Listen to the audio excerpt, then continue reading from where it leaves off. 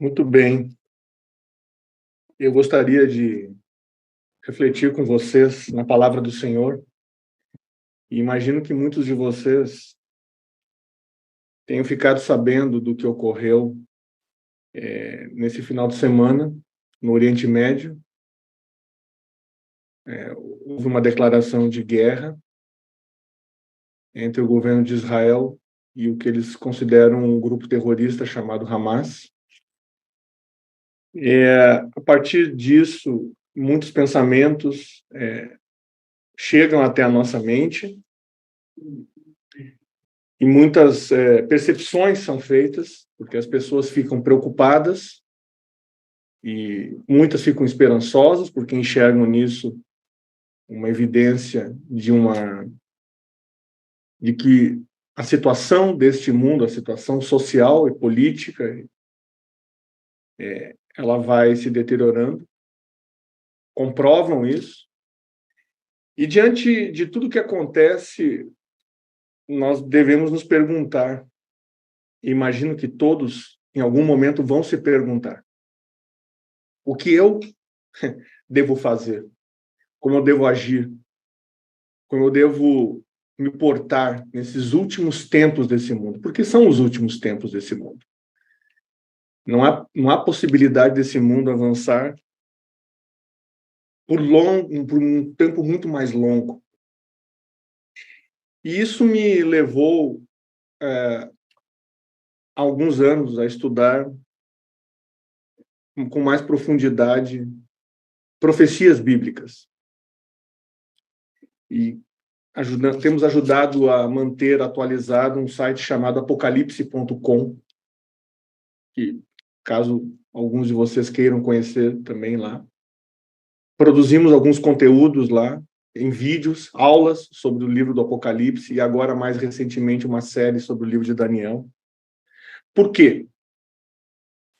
Existem muitos materiais já produzidos sobre Apocalipse e Daniel, mas eu quero fazer parte de um grupo que ajuda a ensinar o que a palavra de Deus tem.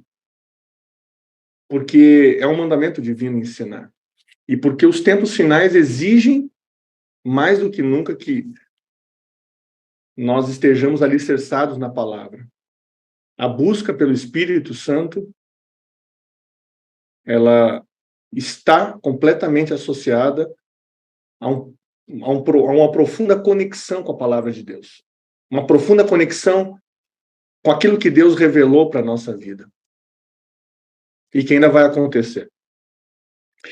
E diante disso, eu fui agora, mais recentemente, motivado a estudar uma carta, cujo conteúdo, eu confesso que li muitas vezes rapidamente, mas resolvi nos últimos tempos me debruçar um pouco mais sobre ela e gostaria de compartilhar alguns pensamentos que o Senhor me motivou a ter a partir de leituras e de oração em torno desse texto. A carta que eu gostaria de ler com vocês é a carta de Judas, que fica imediatamente antes do livro do Apocalipse. A epístola de Judas é uma epístola pouco falada. É uma epístola geral. Ela não é uma carta de Paulo, obviamente, mas ela é uma epístola geral. Ela não é uma epístola que normalmente você pode identificar para quem exatamente ela foi escrita, para qual comunidade, mas ela é uma carta que tem uma reflexão, ou várias reflexões absolutamente profundas para nós que vivemos nos últimos tempos nesse mundo. Para nós que vivemos, e especialmente nesse grupo aqui, que está plenamente convicto da necessidade de ser guiado o tempo inteiro pelo Espírito Santo. Então, essa carta adquire uma relevância ainda maior. Judas começa a sua carta ela só tem um capítulo, e tem 24 versículos, 25 versículos. Ela começa no primeiro versículo: Judas, servo de Jesus Cristo, irmão de Tiago. Aos que foram chamados, são amados em Deus Pai e guardados em Jesus Cristo. Que a misericórdia, a paz e o amor lhes sejam multiplicados. Parece uma introdução simples, mas quando você analisa mais profundamente, você percebe que Judas, ele se identifica como um servo de Jesus Cristo. E muitos historiadores acreditam que esse Judas aqui seja, na verdade, um irmão de Jesus. Irmão de Tiago, que foi um grande líder da igreja cristã apostólica. Esse Judas, provavelmente, existem duas teorias de que ele tenha escrito essa carta mais ou menos no ano 67, até no máximo 67 do primeiro século da era cristã, ou então alguns acreditam que ele escreveu um pouco depois. A dúvida é se Judas escreveu primeiro essa carta ou se primeiro foi escrita a segunda carta de Pedro, porque a segunda carta de Pedro ela é muito parecida com essa carta de Judas. Então a dúvida é quem escreveu primeiro. Alguns acreditam que foi Judas, por ser uma carta menor e servir de referência para o que Pedro escreveu na sua segunda carta. Outros dizem que é o contrário. Isso não é tão importante. O que importa é como Judas começa uma carta em que ele vai ter palavras bem contundentes, mas ao mesmo tempo vai fazer reflexões sobre como devem viver as pessoas que se dizem parte de uma comunidade cristã. É interessante porque ele começa trabalhando com uma tríplice caracterização das pessoas para as quais ele está escrevendo essa carta. Ele diz que eles são amados, eles são chamados. No original, chamados está na última parte. Primeiro vem os amados em Deus Pai. Amados em Deus Pai. Guardados em Jesus Cristo e chamados. Ora, chamados. O chamamento de Deus não é um chamamento como se fosse algo meio desavisado ou algo meio feito de qualquer maneira. Não, o chamado de Deus é um chamado de profunda seriedade e responsabilidade. Porque não é um chamado de uma pessoa.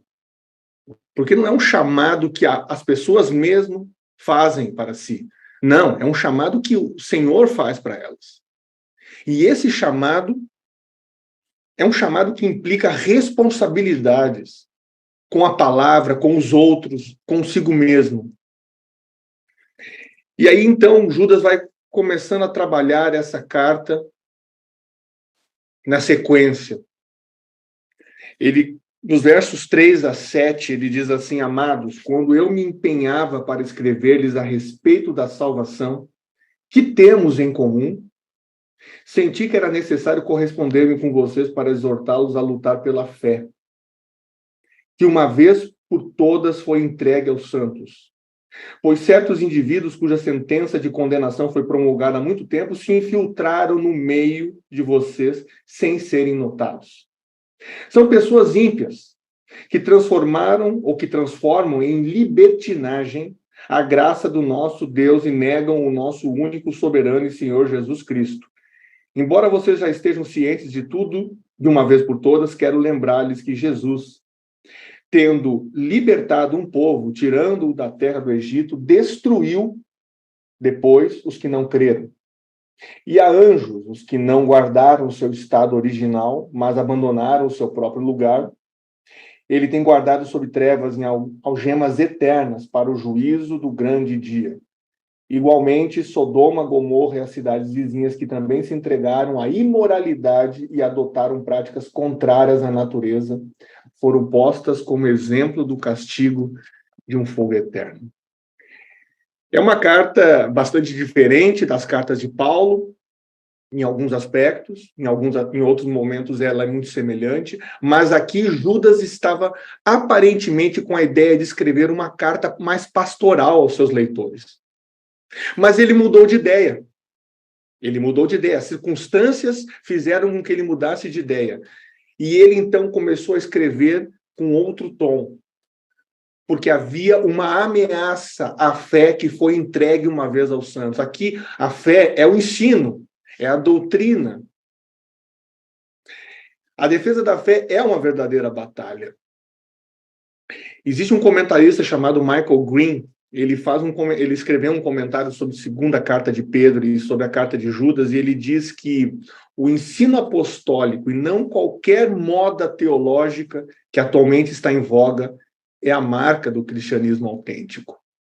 Judas aqui começa mostrando que é preciso manter e defender a crença apostólica, os ensinos fundamentados na palavra. E não ideias humanas, interpretações meramente humanas, feitas a partir de ilusões a que o ser humano se deixa levar muitas vezes. Não. Judas está preocupado em manter a fé que uma vez foi entregue aos santos. Ele faz uma referência aos apóstolos do passado. Um pouco, no caso dele, um passado que não estava tão distante, mas já era um pouco distante. Muitas pessoas haviam abraçado a fé apostólica na época, nessa comunidade para onde Judas escreveu a carta, porém de forma silenciosa e sorrateira. É isso que o texto quer dizer quando ele apresenta que se infiltraram no meio de você sem serem notados. A Nova Almeida Atualizada faz assim a descrição, a tradução dela. Eles se infiltram, eles inicialmente tinham uma convicção, uma profunda conversão, mas eles começam a perverter o conceito da graça de Deus. Eles começam a pregar, quem sabe, uma graça que permite que as pessoas vivam de qualquer maneira, até mesmo em imoralidade. E com isso, essas pessoas estariam negando a soberania divina de Jesus Cristo. Porque Jesus Cristo, quando é soberano em nossa vida, e eu vi que vocês falam bastante, e nós falamos bastante de dependência de Deus, a atuação do Espírito Santo não acontece ou não se concretiza ou não se aprofunda imaginando uma graça que permite a libertinagem, que permite uma vida sem princípios, uma vida sem obediência. É disso que Judas está falando no começo da sua carta. E ele usa exemplos da própria Bíblia, do próprio Antigo Testamento. Ele fala da destruição dos que não creram no deserto depois da saída do Egito. A falsa conversão de muitos. Sim, muitos começam no caminho, mas não mantêm a conversão. Não continuam nessa caminhada, nessa jornada, nesse movimento, com o mesmo tipo de entrega e dependência que tinham no início. Esse é um grande problema. Judas também chama a atenção dos anjos que não mantiveram seu estado original e pecaram, e por isso enfrentarão o juízo final. Foram orgulhosos, não mantiveram seu estado original. E, finalmente, Judas também fala da prostituição ocorrida nas cidades de Sodoma e Gomorra. E aqui, com certeza, ele está fazendo uma menção também à prática de todo tipo de moralidade, inclusive a homossexualidade. Judas vai falando disso porque ele está preocupado com a fé que uma vez foi entregue aos santos. E ele está preocupado com as pessoas que precisam vivenciar essa fé. E não se deixar levar por ideias equivocadas, por conceitos distorcidos da palavra de Deus. É essa preocupação que está na carta de Judas. Sim, essa preocupação já existia desde o primeiro século da era cristã. A carta de Judas indica isso claramente. E aí percebemos, por exemplo, existem muitas explicações sobre essa questão dos anjos citados ali por Judas, Muitos dizem que ele cita, na verdade, um livro apócrifo chamado Primeira de Enoque, e que ali ele está se baseando. O comentário bíblico adventista, no entanto, ele diz que a ênfase aqui é de anjos que se rebelaram contra Deus no céu ao comando de Lúcifer. Que é nisso que Judas está pensando quando escreve esse trecho.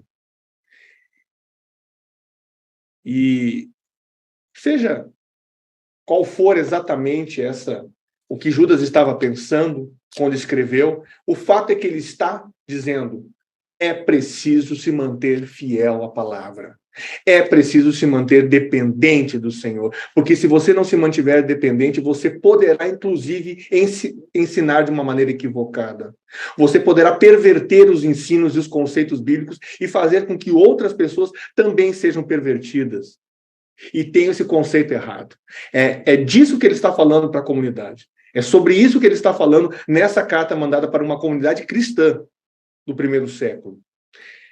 E o nosso texto continua, versos 8 em diante. Do mesmo modo também esses, quais sonhadores, contaminaram a carne, rejeitam a autoridade e insultam os gloriosos seres celestiais. Contudo, nem mesmo o arcanjo Miguel, quando entrou em conflito com o diabo e discutia a respeito do corpo de Moisés, ousou pronunciar sentença difamatória contra ele. Pelo contrário, disse: o Senhor repreenda você. Esses, porém, quanto a tudo que não entendem, difamam. E quanto a tudo que compreendem por instinto natural, como animais irracionais, até nessas coisas se corrompem. Ai deles, porque seguiram o mesmo caminho de Caim e, movidos por ganância, caíram no erro de Balaão e foram destruídos na revolta de Corá. Esses são como rochas submersas nas festas de fraternidade que vocês fazem, banqueteando-se com vocês sem qualquer receio. São pastores que apacentam a si mesmos. São nuvens sem água, impelidas pelos ventos. São árvores que, em plena estação dos frutos, continuam sem frutos. Duplamente mortas e arrancadas pela raiz. São ondas bravias do mar, que espumam as suas próprias sujeiras. São estrelas sem rumo para as quais está reservada a mais profunda escuridão para sempre. Foi a respeito deles que também profetizou Enoque, o sétimo depois de Adão, dizendo: eis que o Senhor vem com milhares de seus santos para exercer juízo contra todos e para convencer todos os ímpios a respeito de todas as obras ímpias que praticaram e a respeito de todas as palavras insolentes que ímpios pecadores proferiram contra ele. Esses tais são murmuradores, pessoas descontentes que andam segundo as suas paixões. A sua boca vive falando grandes arrogâncias. Adulam os outros por motivos interesseiros. Você acha forte esse relato? Você acha pesado? Judas escreveu essa carta. Essa carta está dentro do cânon bíblico. Não tem como retirá-la. Inclusive, os estudiosos dizem que essa carta foi aceita antes de outros livros serem aceitos no cânon bíblico. Alguns relutaram em colocar o Apocalipse dentro do cânon bíblico, no começo da igreja cristã. Mas essa carta de Judas não foi questionada. Ela entrou rapidamente. Tamanha a relevância que encontraram no conteúdo. Judas vai falando um pouco do perfil dos falsos mestres, dos falsos ensinadores, dos falsos cristãos. São identificados como sonhadores alucinados que contaminam a carne. São pessoas que podem ter tido visões, inclusive, mas que levaram até a comunidade da fé não apenas falsos ensinos, mas imoralidade. Porque perverteram a graça, que é o que ele fala na parte anterior. E eles rejeitam o governo, a autoridade. Eles literalmente viraram as costas ao Senhor. Eles não viraram as costas ao Senhor de uma maneira geral. Eles viraram as costas ao senhorio divino, à soberania divina. O fato de que Jesus não é apenas o Salvador, mas é aquele que conduz a nossa vida. Que o Espírito Santo precisa nos guiar o tempo inteiro. Não é apenas um conceito abstrato. E vocês trabalham muito bem nessa sala. O Espírito Santo não como um conceito abstrato, mas como uma pessoa que age na nossa vida. E quando você faz a comparação com 2 Pedro, capítulo 2, verso 10, Judas, chega essa ideia de seres angelicais, inclusive, que são pervertidos e que usaram a sua influência para o mal, e usam. E no versículo 9 é apresentado o arcanjo Miguel, que infelizmente muitos acreditam que era apenas um chefe dos anjos, mas que quando nós comparamos com capítulos 10 de Daniel, capítulo 12, quando nós comparamos com Apocalipse capítulo 12, nós podemos ter a certeza de que estamos diante de Jesus Cristo ali. E, inclusive é feita essa menção da disputa do corpo de Moisés. Esse é um assunto que poderia ser trabalhado em outro momento. Mas Ellen White, e eu gostaria de citá-la, ela fala algo muito interessante no livro O Deserto da Tentação.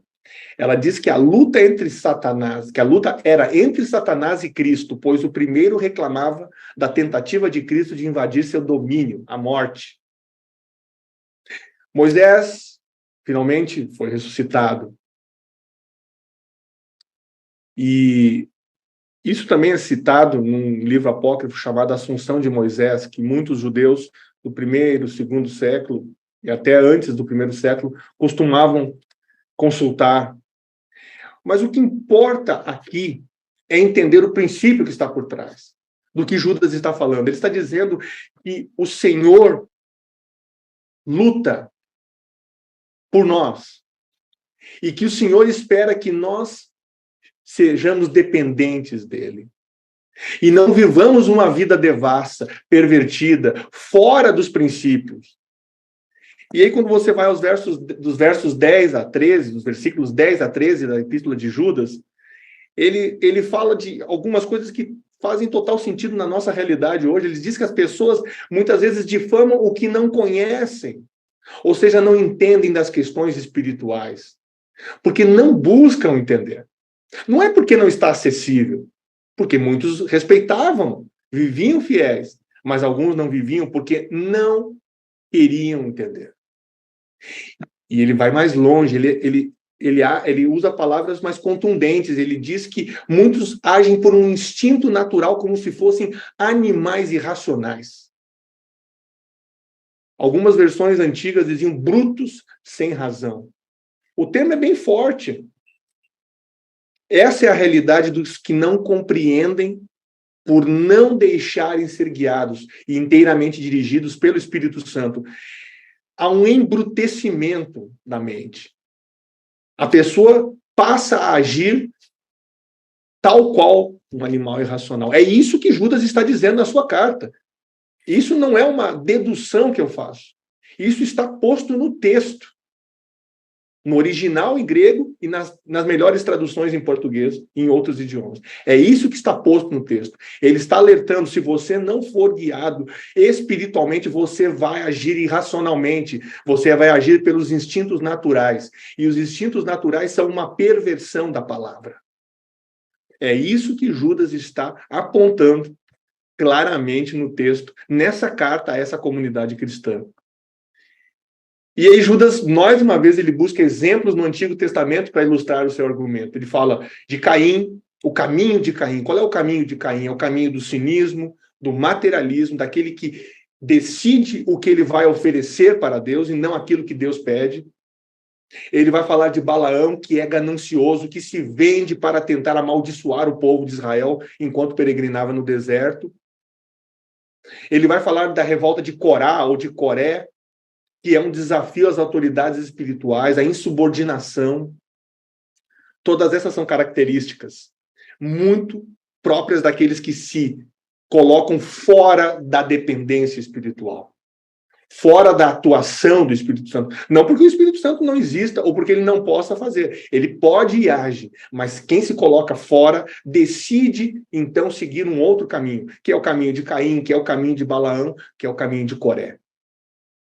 Há uma menção ainda das festas de fraternidade, vocês devem ter ouvido esse termo aí na leitura agora. As festas de fraternidade, para muitos, fazem uma alusão à ceia do Senhor. E vocês sabem que essa foi uma preocupação do apóstolo Paulo na primeira carta aos Coríntios, capítulo 11. Paulo estava preocupado não que a ceia estava sendo feita, ela estava sendo deturpada. Virou um espaço de glutonaria e de imoralidade. Esse mesmo conceito aparece na carta de Judas.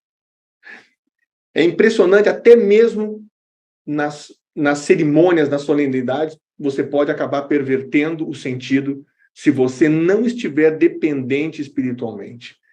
É disso que Judas está falando na sua carta, para uma comunidade onde esse problema estava acontecendo, onde isso era uma realidade, senão Judas não estaria escrevendo. Vocês lembram que no começo ele estava predisposto a escrever uma carta pastoral e ele mudou de ideia e passou a escrever? Quem fez ele mudar de ideia? O Espírito Santo.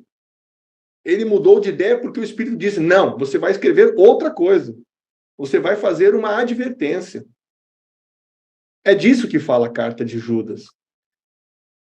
E aí, finalmente, daria para falar muito mais coisa, mas eu vou me reduzir aqui a alguns aspectos.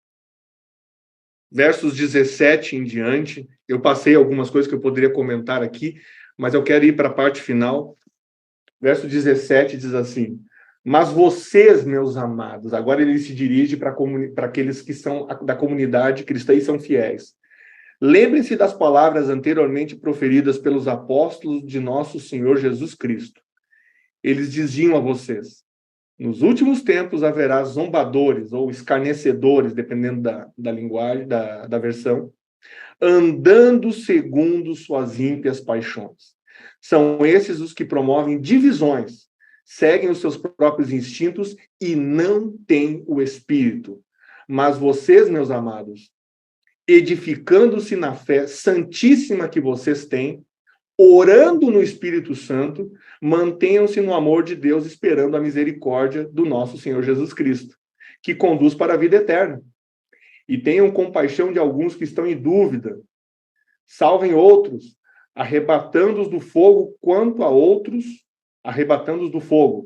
a outros, sejam também compassivos, mas com temor, detestando até a roupa contaminada pela carne.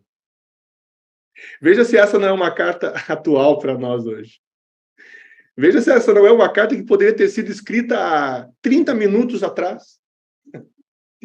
Ela poderia ter sido escrita há 30 minutos, feita no computador e mandada online para todos nós aqui. Mas ela foi escrita na metade, um pouco depois da metade do primeiro século da era cristã, por um homem inspirado chamado Judas. Judas está preocupado aqui nessa parte final em motivar a comunidade fiel, mas ele não é uma motivação como muitas vezes acontece aí, aquele pensamento positivo, você tem a força, não é nada disso. Judas está preocupado em relembrar os seus leitores de que o ensino apostólico precisava ser buscado. Nós não podemos perder os fundamentos da nossa fé. Nós não podemos perder de vista a raiz da nossa fé. A identidade que faz nós sermos quem nós somos. Muitas pessoas hoje estão perdendo o rumo porque não sabem quem são, não sabem para onde vão, não sabem quem são e não sabem por que estão aqui. Mas a comunidade de fé de Judas estava sendo relembrada. Vocês precisam voltar ao ensino apostólico. Lembrem-se do que os apóstolos falaram. Lembrem-se do que eles fizeram. Alguns não gostam da história, né? Eu gosto muito de história. A história me ensina aquilo que eu devo repetir e aquilo que eu devo evitar. É por isso que eu estudo a história.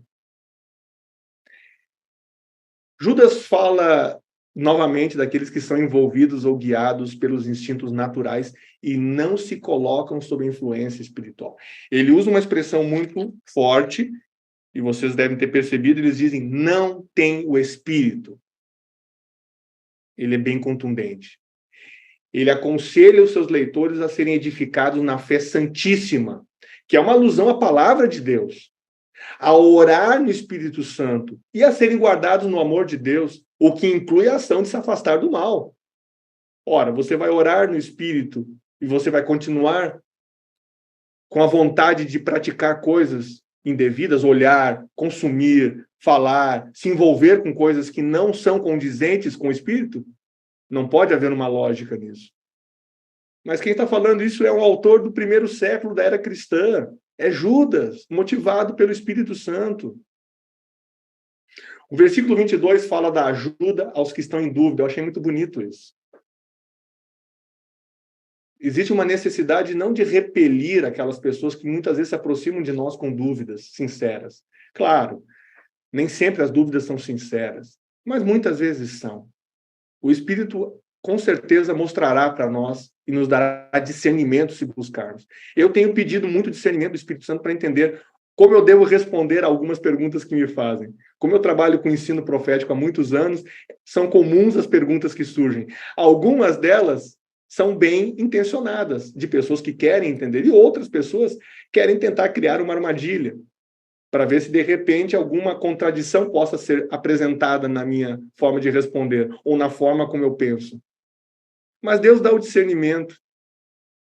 Eu tenho certeza, eu tenho várias experiências disso, do discernimento que Deus dá. Peça discernimento, porque há muitas dúvidas que são sinceras e que poderão ser respondidas por pessoas que estão aqui, por todos nós que estamos aqui. Nós seremos o canal para responder. É disso que fala o versículo 22. E aí termina essa linda epístola. Eu não sei se vocês vão chegar a essa conclusão, mas eu gostaria que vocês gostassem dessa epístola e fossem estudá-la mais e mais na devoção diária de vocês, inclusive.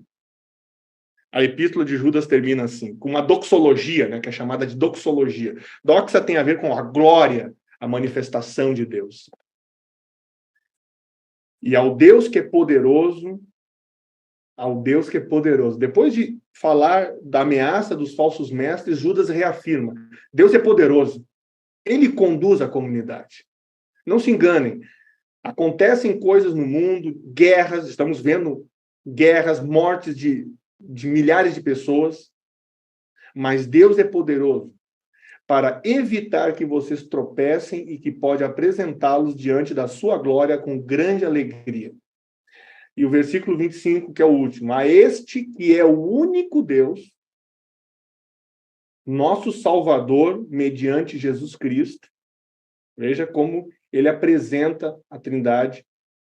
Senhor nosso, sejam a glória, a majestade, o poder e a autoridade, antes de todas as eras, agora e por toda a eternidade. Amém.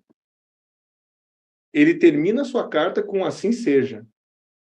Essa carta de Judas termina como devem terminar as cartas que são feitas, impulsionadas pelo Espírito Santo. Elas terminam reafirmando a essência do Evangelho. A exaltação de Deus que é poderoso para guardar e nos transformar, porque aqui tem, dentro dessa fala, algo que nos remete à transformação espiritual. Porque não é só ser guardado, é ser transformado. E que esse poder sempre esteve disponível e sempre estará disponível. A soberania de Deus não vai acabar. Pelo contrário, ela vai se mostrar cada vez mais evidente no final dos tempos.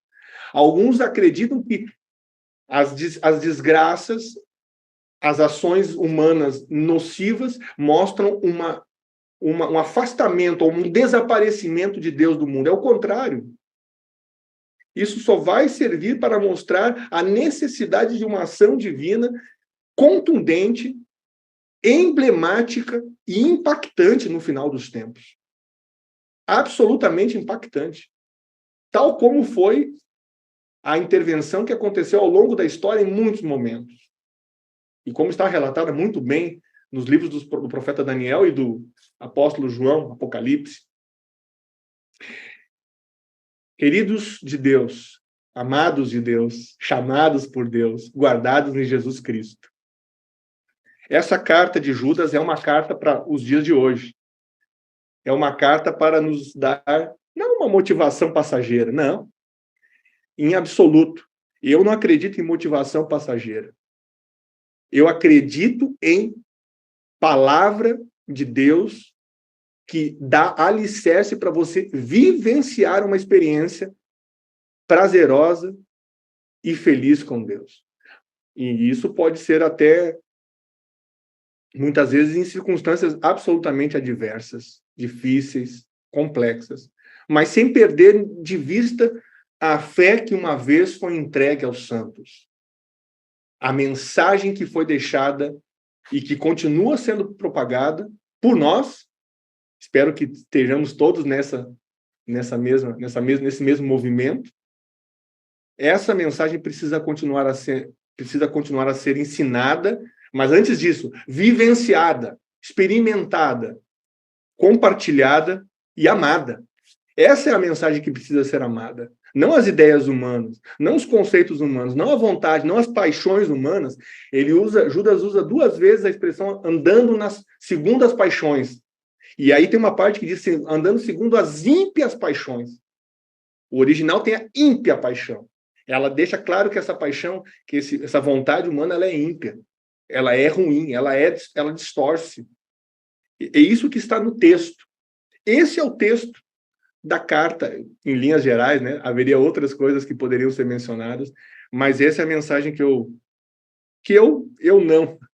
Eu vou dizer bem a verdade, eu tinha a vontade de falar sobre outro assunto, mas apareceu uma forte impressão para estudar esse livro, e eu terminei ontem à tarde de preparar uma mensagem, e é a primeira vez que eu estou falando sobre essa carta de Judas, e eu tenho certeza que não foi nenhum tipo de coincidência isso ter acontecido.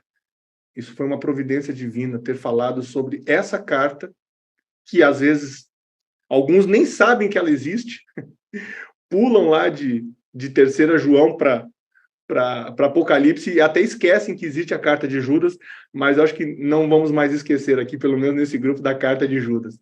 Ela é uma carta de amor, ela é uma carta de transformação, que o Senhor continue nos guiando, que o Eterno nos fortaleça.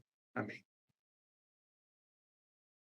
Coisa boa, hein? Alimento sólido logo de manhã, hein, Felipe? A gente já fica preparado para o dia inteiro. É uma vez.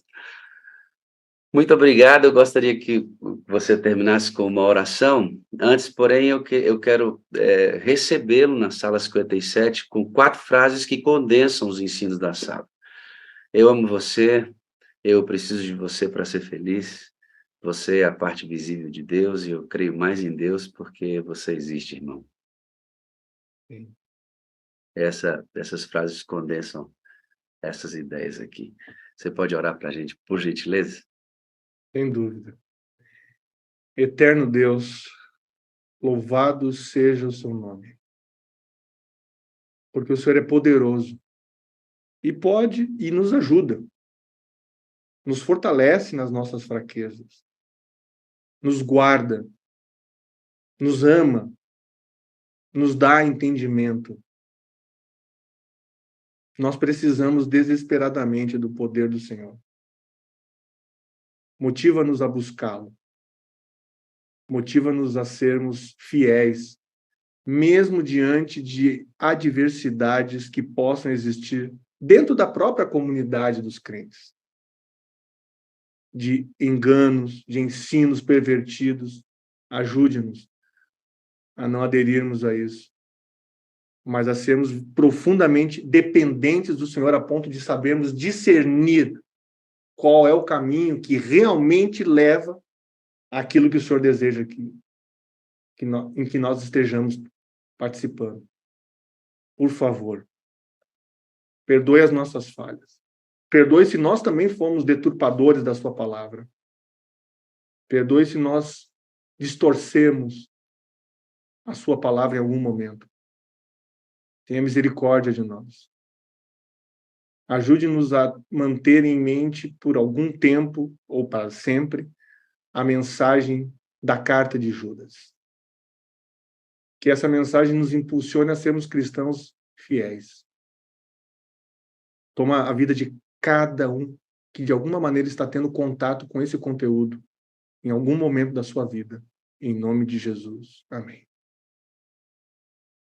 Você foi acompanhado por alguns pastores: Arão, Daniel, Delmar, Edmir, Elias Pedrosa, Esmeraldo, Jael Enéas, Jairo Souza, Luiz do Espírito Santo, pastor Ezequiel Miranda, Flávio Borges, Gilberto Ludogério, pastor Gilson Almeida, Gilson Costa, pastor Gondim, Ideraldo Almeida, Joaquim Silva, pastor José Alves, Osiel Cardoso, pastor José Milhomens, são os que estão aqui conosco no Zoom, além daqueles que nos acompanham pelo YouTube, além de todos os irmãos que oraram pela mensagem por você enquanto transmitia o poder das Escrituras.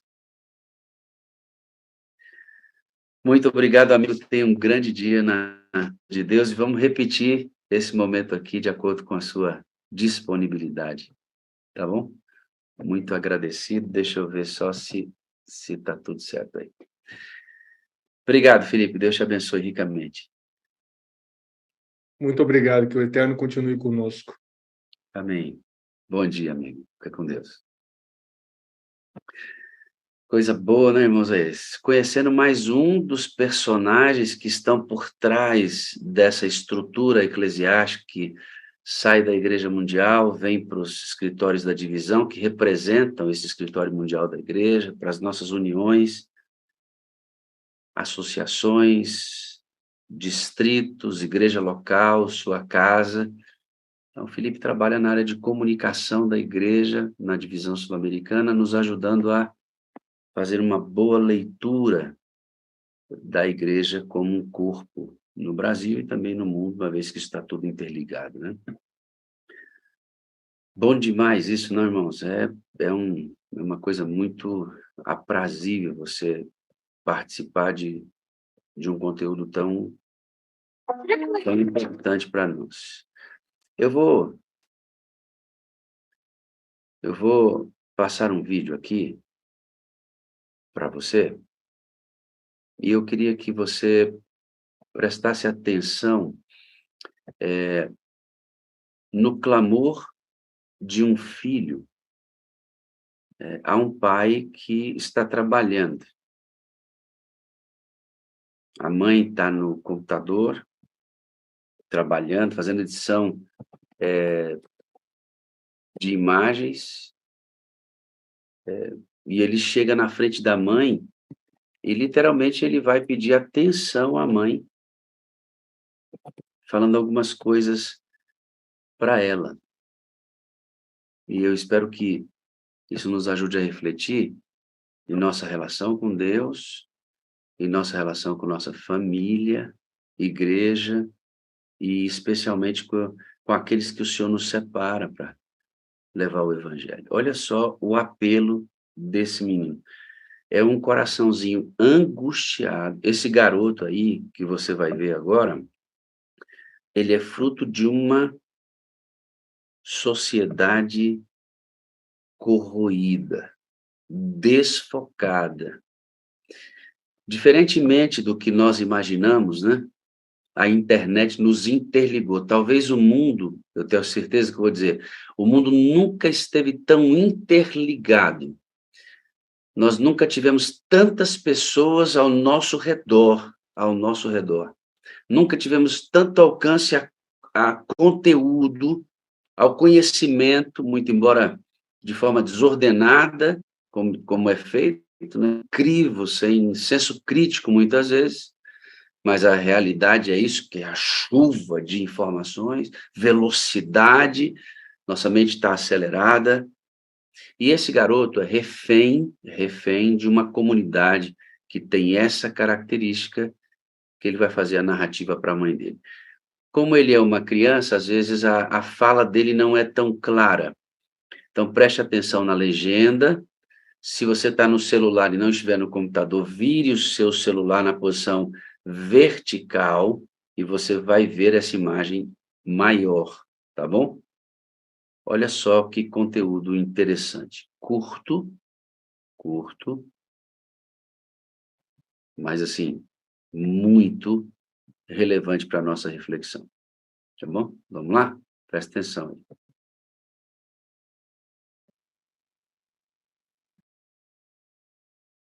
Você vê que você trabalhar muito, você vai ficar doente, sabia? De tela? Um vídeo lá que a prof me mostrou. Tá. Que você trabalhar muito, até a tarde, até a noite, você vai ficar doente e você vai ficar na cama. Desculpa, lindo. E você tá vendo a mãe de você não te cuidar bem. Tem que me cuidar mais, então? Sim, Trabalhar menos? Menos tela. Tá, mas isso tá acabando aqui, já vou ficar sem você, tá? Você nem tem um dia de folga, sábado ou outro dia de folga, você tá mesmo assim. Eu contentei isso. Fica um pouco de folga. Relaxa. Só só segunda e terça, e quarta, e quinta e sexta trabalha. Só isso. Mas é porque Os anos domingos só tinha um dia de é férias. porque não tem dia, não tem hora pro bebê nascer. É quando eles Quando o bebê querem. nascer, você vai, mas não trabalha.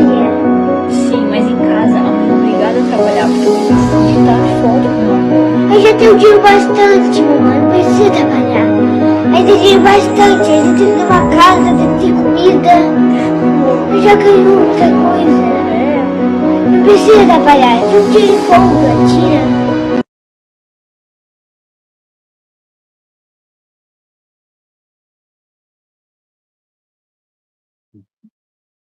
Você consegue perceber o desespero dele e a ausência da mãe? O desespero dele pela ausência da mãe. Não precisa trabalhar mais, o que a gente tem, mãe, já é bom. Nós já temos dinheiro, temos uma casa. Tira um dia de folga.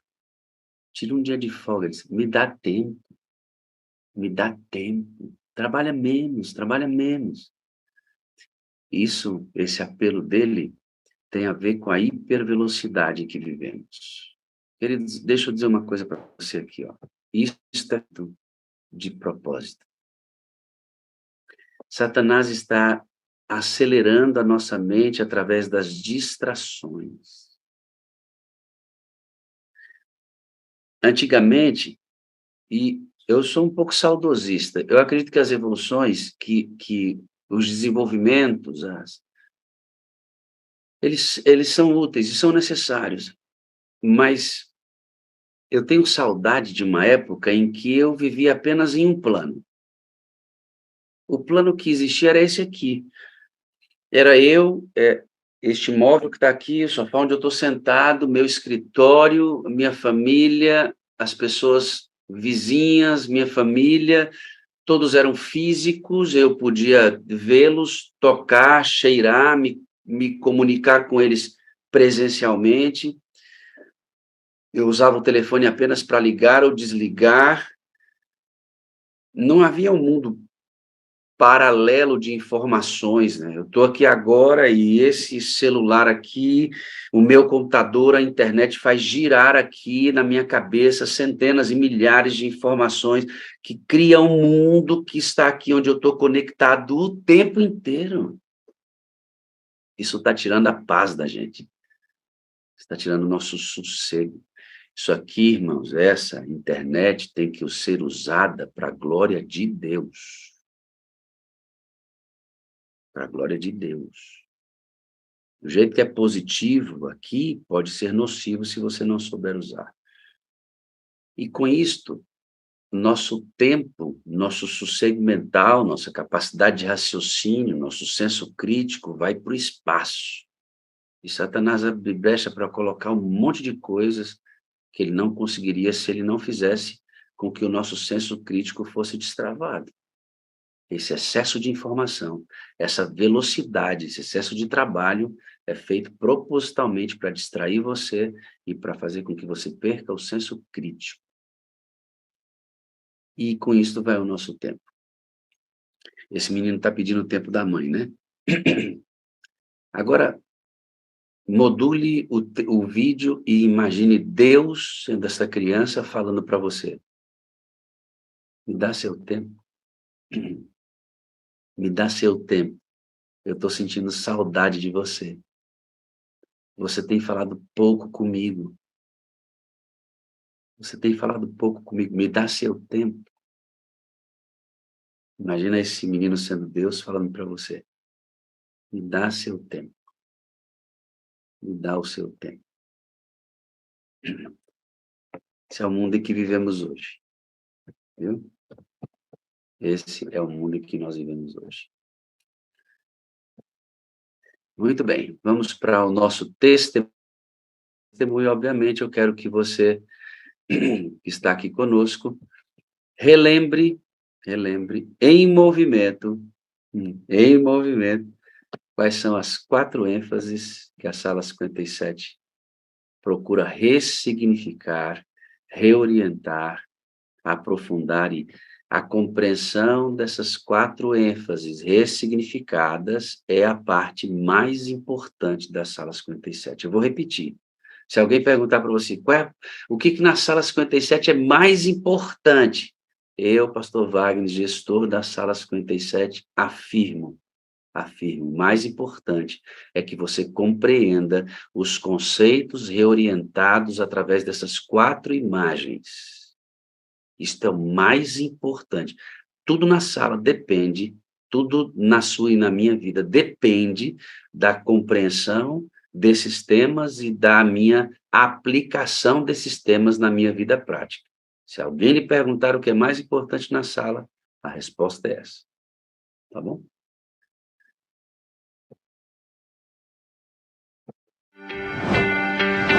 Vida no Espírito. Amor incondicional. Comunidade saudável. Missão atrativa. Sala 57. Estamos em movimento. Que beleza, não? Que beleza. Vamos continuar então com nossa adoração. Irmã Nestra, tudo bem? Pode abrir o seu áudiozinho, meu anjo. Aí. Irmã Nestra, bom dia, tudo jóia? Nestrar. É de onde esse nome lindo? Fala, pastor. A senhora sabe a origem desse nome, Nestrar?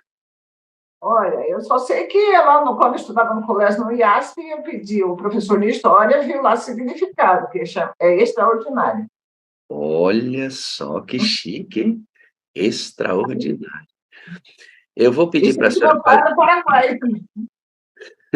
Eu vou pedir para a senhora fazer um pequeno ajuste, eu vou fechar o seu áudio, tá bom? E a senhora vai... A senhora está vendo aí que a senhora está comunicando, tem muito teto. A senhora tem que... tem muita parte de cima, a senhora tem que enquadrar melhor a sua imagem, tá bom? Sempre que a gente fosse... Isso, pode descer um pouquinho mais, irmã, assim, ó. A senhora vai fazer isso aqui com o seu aparelho, ó, para a senhora aparecer mais o corpo, tá bom? É o aparelho que deve mexer. Isso. Um pouquinho mais próxima e mais centralizado da imagem. Então, a condição é essa aqui, tá vendo? Imagem aqui, aqui, aqui e aqui. Toda vez que você for testemunhar, é assim que você deve se posicionar, tá bom? Enquanto a irmã Nestra encontra a posição dela, deixa eu desejar um bom dia para algumas pessoas aqui. Bom dia, Thalita. Deus te abençoe, viu? Bom demais ela aqui. Bom dia, Axa. Deus te abençoe, viu? Bom dia, Janetezinha lindinha, a mulher do coração grandão. Desde quando Janete entrou aqui, esse coração a acompanha, né, Janete? Bom dia, pastor Gondim, nosso mestre em teologia, homem que nos ajuda a compreender a palavra de Deus. Bom dia, Solange. Deus te abençoe. Coisa boa, né? Ter uma nação. Ó, a Márcia, queridos, ela vai se batizar, irmãos. Olha só que legal, né? A Márcia Dias. Aí, Ana, tá no carro lá conversando. Ela vai se batizar, essa mulher aí, ó.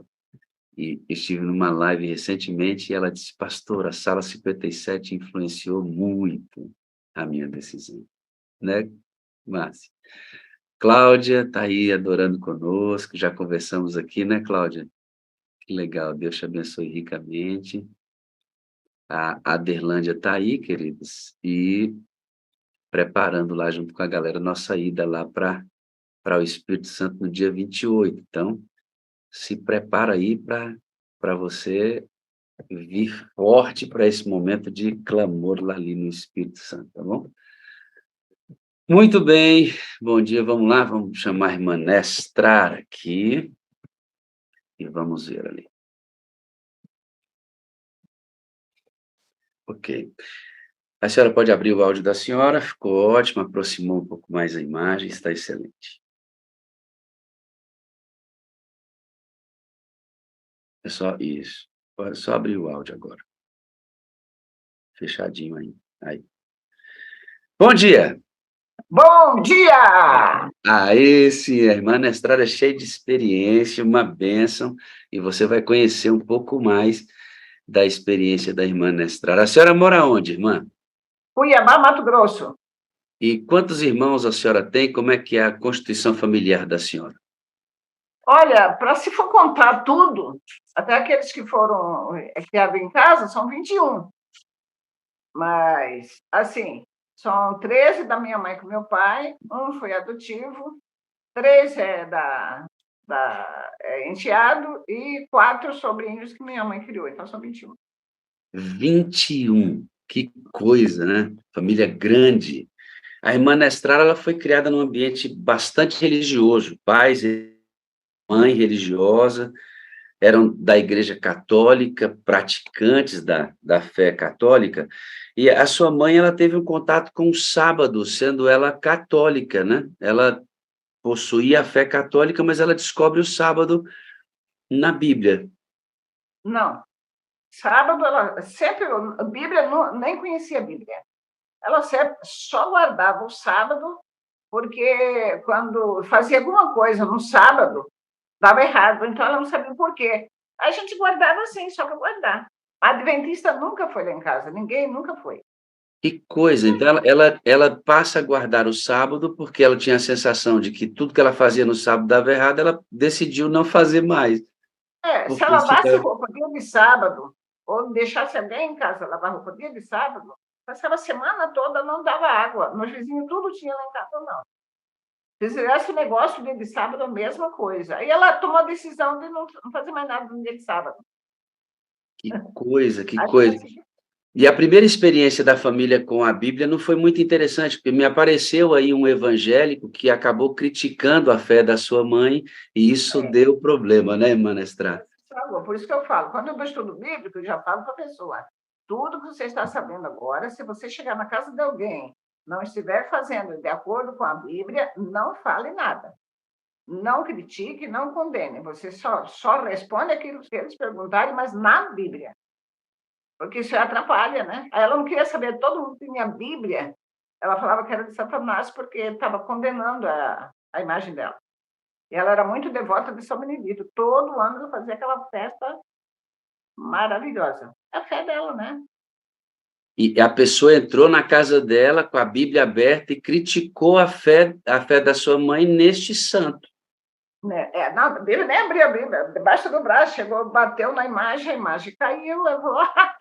Esse pretinho não sabe nem se defender, quanto mais ajudar alguém. Ah, mamãe ficou ódio de todo mundo que tinha Bíblia. Desse jeito, irmã? Desse jeito. A mamãe expulsou e não quer nem saber. Lá em casa nunca nem sabia o que era a Bíblia. Você imagina, irmão, você entrar na casa de uma pessoa e bater no objeto de fé daquela pessoa, que falta de respeito. Ela pegava a imagem assim, conversava, como conversa com uma pessoa mesmo, uma fé tremenda. Agora você vai debochar, vai condenar, criticar a fé de uma pessoa, nunca deve fazer isso. Irmã Nestrá, sabe que nós adventistas, às vezes, corremos o risco de criar uma concepção errada a respeito de nós mesmos e da nossa fé e a respeito da fé de outras pessoas. E a gente deve ter extremo cuidado com isso. Eu vou aproveitar esse momento aqui, fazer a leitura, irmã Nestrá, de um texto que está no Espírito e Profecia e Mensagens Escolhidas no volume 3. Olha o que ela diz aqui, irmã Nestrá. Deus tem filhos, muitos deles nas igrejas protestantes e um grande número nas igrejas católicas, que são mais fiéis para obedecer à luz e para proceder de acordo com seu conhecimento do que um grande número entre os adventistas adoradores do sábado que não andam na luz. Verdade. Nós éramos católicos e espírita. Nós seguíamos os dois. Tinha sessão de casa, nós íamos no salão, fazíamos trabalho, tudo normal. Mas com uma fé, né?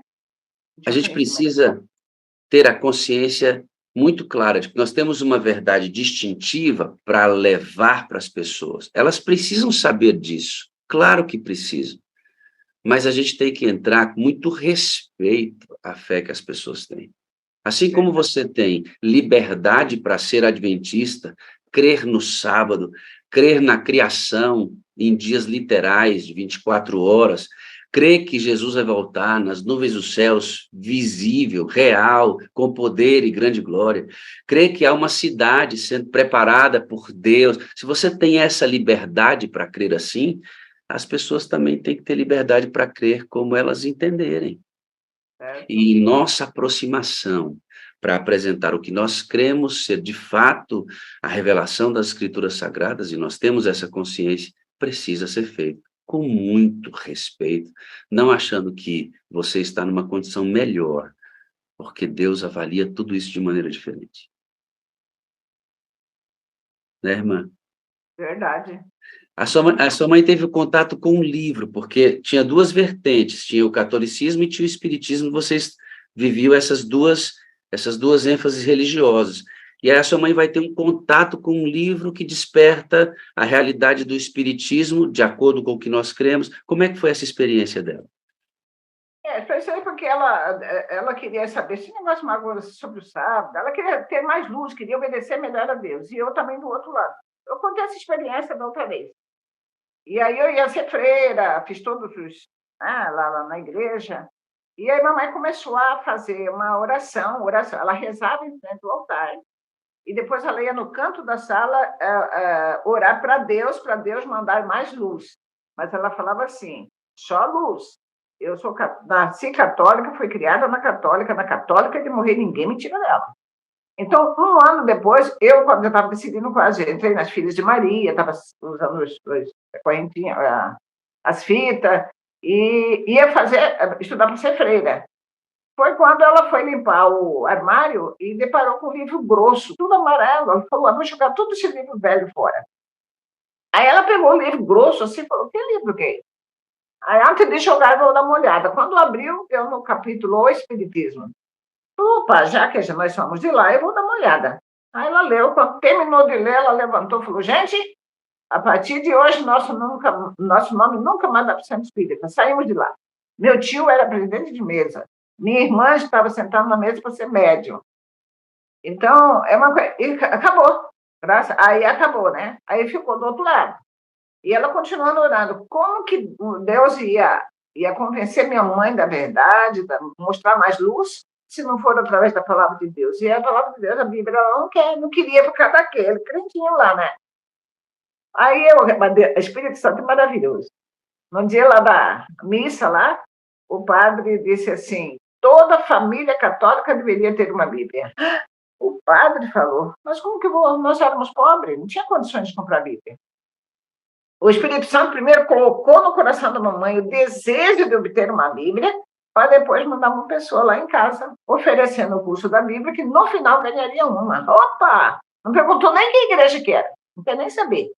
Ela sempre repetia isso aí, eu sou católica, eu sou católica. Ela só queria a Bíblia, porque o padre falou que ia... Aí pronto. Aí começou a estudar a Bíblia, não tem para onde correr.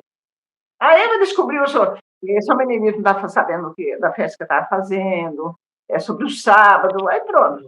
Aí as coisas aí. Aí depois, como decidiu, aí que a experiência da outra eu falei, né, que o papai falou que era o último dia, senão a gente ia morrer. Porque Essa experiência eu contei da outra vez. Que essa mesma fé levou a família da irmã a ser adventista, e agora vamos falar um pouquinho sobre o pai. Tem um assunto aqui muito interessante na vida da irmã Nestrar, que a gente ainda não conhece, vamos conhecer hoje. Há essa conversão na família e o pai não aceita isso e vai ameaçar literalmente a família de morte. Ele chega a pegar uma faca, pedir para a irmã Nestrar colocar água, que ele naquele dia, se fosse para a igreja, ele ia chegar em todo mundo. Ele ameaçou. O seu pai era violento, né, irmã Nestrar? E não bebia. Não é para estar bêbado, não.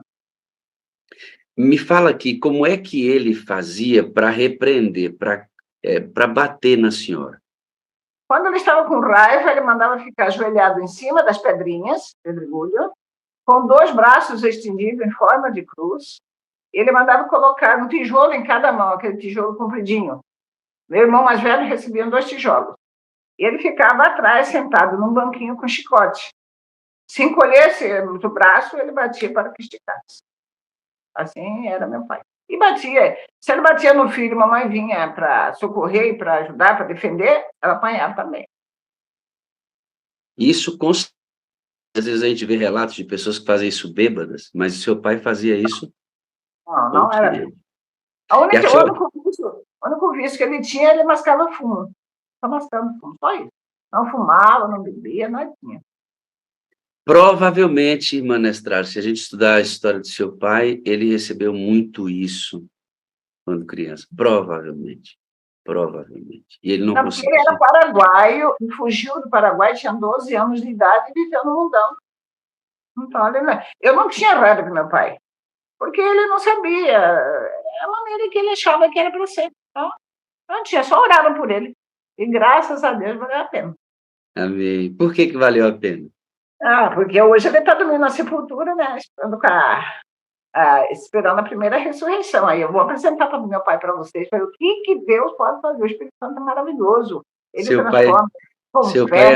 Seu pai aceita Jesus como Salvador, né, irmã? Louvado seja Deus por isso. Senão eu não contaria, não. Se eu não tivesse um final feliz, aí eu também não contaria. Aí mas acontece uma coisa que a senhora vai falar para a gente, é que a senhora crê na Trindade, Pai, Filho e Espírito Santo, mas a senhora não amava a Deus, a senhora tinha dificuldade com a figura do Pai, né, da divindade. A senhora não amava a Deus por causa dos maus tratos do seu pai. Eu não amava, não gostava dele. Só do Senhor Jesus, porque ele morreu na cruz para me salvar. Agora, o pai, como que vão amar o pai se é o pai daqui? Até porque o pai aqui é uma figura do Pai Celestial. Então, se o pai é daquele jeito, a gente acha que o Deus é do mesmo jeito. Então, às vezes, até tem que falar, senhora, qualquer coisa que acontece de ruim com os filhos, Deus não gosta mais de você, que você fez coisa ruim. Olha, Deus está te castigando. Então, tem Deus, a figura de Deus é como alguém que só castiga, só bate, só vê as coisas erradas para... como quem vai lá? Ninguém ensina para a gente que Deus é daquele que passa a mão no rosto, dá um beijo, dá um abraço. Quem vai gostar disso? Não gostar de jeito nenhum. Não gostar de Deus, o Pai. Queridos, isso aqui tem implicações, irmã Nestrar, absolutamente importantes, porque, veja, as pessoas que não conhecem a Deus, por que a irmã Nestrar faz esta conexão da figura do Pai com o Pai Celestial? Ora, se ele é o Pai, o meu Pai... é igual a ele. É igual a ele. Deus é igual ao meu Pai. Quando você sai na rua, irmão, você diz assim, eu sou adventista do 7º dia, eu sou cristão. Sabe o que você faz? Você ocupa a responsabilidade de representar a Deus. Verdade. E o que você fizer, sabe o que as pessoas vão fazer? A mesma coisa que a irmã Nestrar fez. Se lá no céu tem um pai, e o meu pai é tão severo assim, eu não quero... Ele vai olhar para você, vai falar assim, nossa, essa pessoa é cristã, que teme a Deus. Se ela negocia desta forma, de maneira desonesta, Deus é desonesto. Nossa, se esse aí que diz que é cristão mente desse jeito, Deus é mentiroso. Eu vou ser cristão, eu passo aqui na frente, essa mulher está amaldiçoando os filhos e gritando com seus filhos, e ela é cristã, eu não quero. Deus vai fazer assim comigo, vai me amaldiçoar também. E aí pegue tudo que você fizer na vida, irmãos, tudo que você fizer. Depois que você declarou que é cristão, as pessoas farão uma relação imediata entre você e Deus. E nem tem interesse também de conhecer a Deus e seguir. Por que eu vou seguir? Eles não têm interesse. Era a mesma coisa, irmã Nestrar, que acontecia com a senhora. A senhora não gostava de Deus, eles também não vão gostar de Deus. Não. Irmãos, essa implicação, ela é muito importante para você. Depois que você aceita Jesus Cristo, nunca mais você terá uma vida individual. Você será um indivíduo, claro que sim. Você terá percepções da vida individual, claro que sim. Agora, na hora de representar, você sempre representará um corpo. Eu acho, irmã Nestra, que às vezes a gente perde um pouquinho essa noção de que nós representamos um corpo. Sabe o que é, irmã? O que eu faço fala que a senhora também é do mesmo jeito, nós somos irmãos na fé. E, respectivamente, Deus age da mesma maneira. Certo. Irmã Nestra, o seu pai vai morrer com 106 anos. 106 anos. A mamãe Lúcido. citou... Desculpa. Contava história, tudo normal. Do passado, do dia. 106, lúcido. Lúcido. Que coisa, que privilégio, né? Manter um papai até essa idade. Eles morreram adventistas do 7º dia, irmã Nestra? Graças a Deus, né? Não, papai não chegou a ser batizado, ele recebeu a Santa Ceia. Mas ele pediu perdão, e tudo normal, graças a Deus, foi lido a Bíblia para ele ali, deu um AVC nele. E eu estava lá morando lá no Pará. E eu ia pregar na igreja central, e era um programa dos amigos, das mulheres se oferecendo para os homens, eu que ia pregar. Aí, naquele dia, sexta-feira, que eu ligo para cá, que eu ligo para o quarto, o papai já tinha ido. Eu fiquei desesperada. Falei, como que ele estava na hora? Quer saber a hora, sabe? Aí eu gosto de levantar de madrugada, fazer minha hora tranquila, e depois eu ficar acordada, não vou dormir mais. Aí eu orei pedindo a Deus, falei, Senhor Jesus, eu quero que tu me mostre como que o meu pai estava nos últimos momentos dele. Eu acho dos últimos momentos. E porque eu quero, é a salvação do meu pai, é a salvação. Aí eu dei vontade e fui dormir de novo. Eu vinha para cá, para Cuiabá, para assistir, né, o velório dele. E eu tinha esse compromisso já há muito tempo, que já tinha marcado para eu pregar lá. E agora não vai ter a pregação também.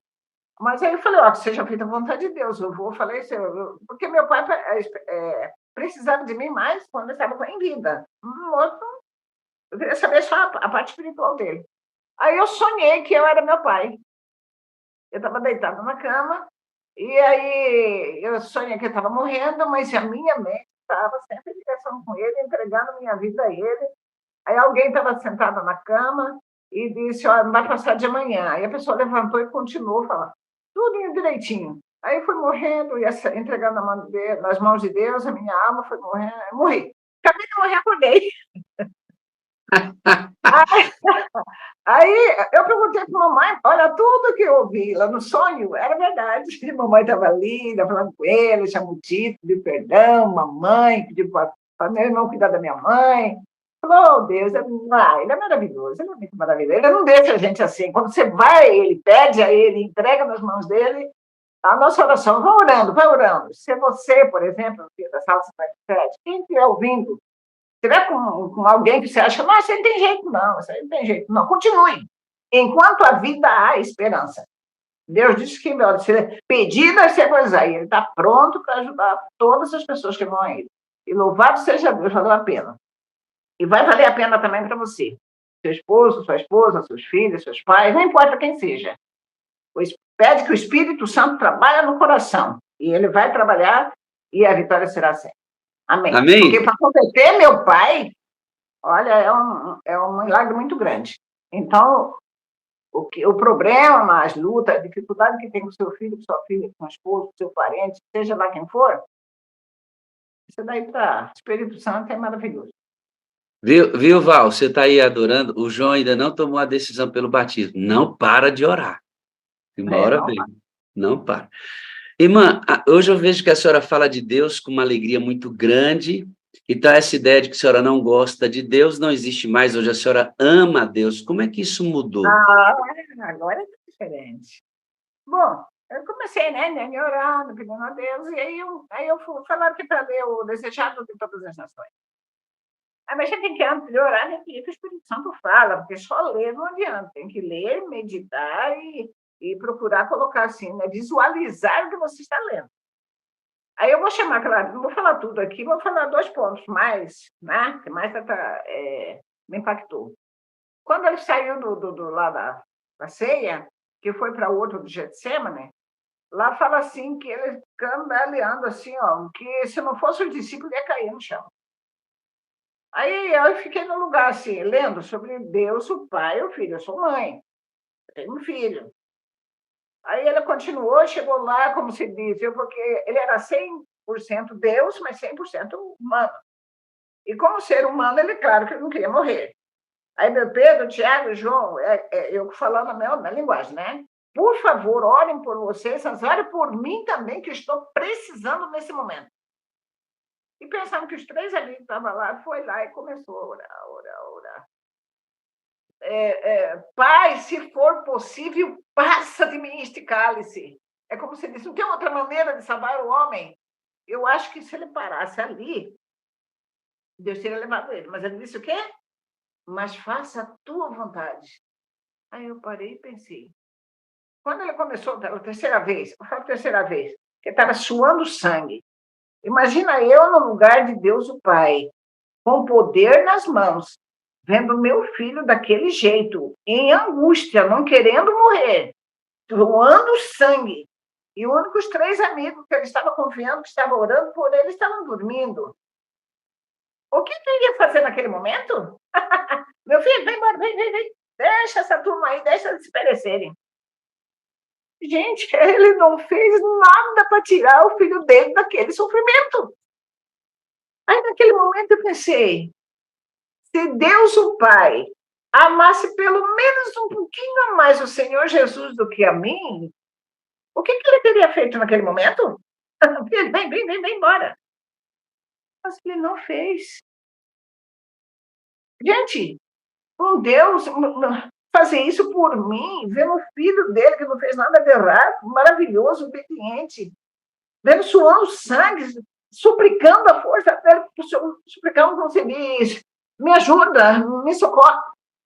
Ele não fez. Aí eu comecei a despertar-se alguma coisa. Deus me ama. Aí agora vamos lá, eu já vou resumir aqui, vamos lá para o outro, lá para o de Calvário. Se eu colocar, assim, por exemplo, uma garrafa na mesa, aí depois, quando eu olho, eu não vejo mais a garrafa, eu pergunto para você assim, escuta, o pastor Wagner, o senhor tirou a garrafa daqui?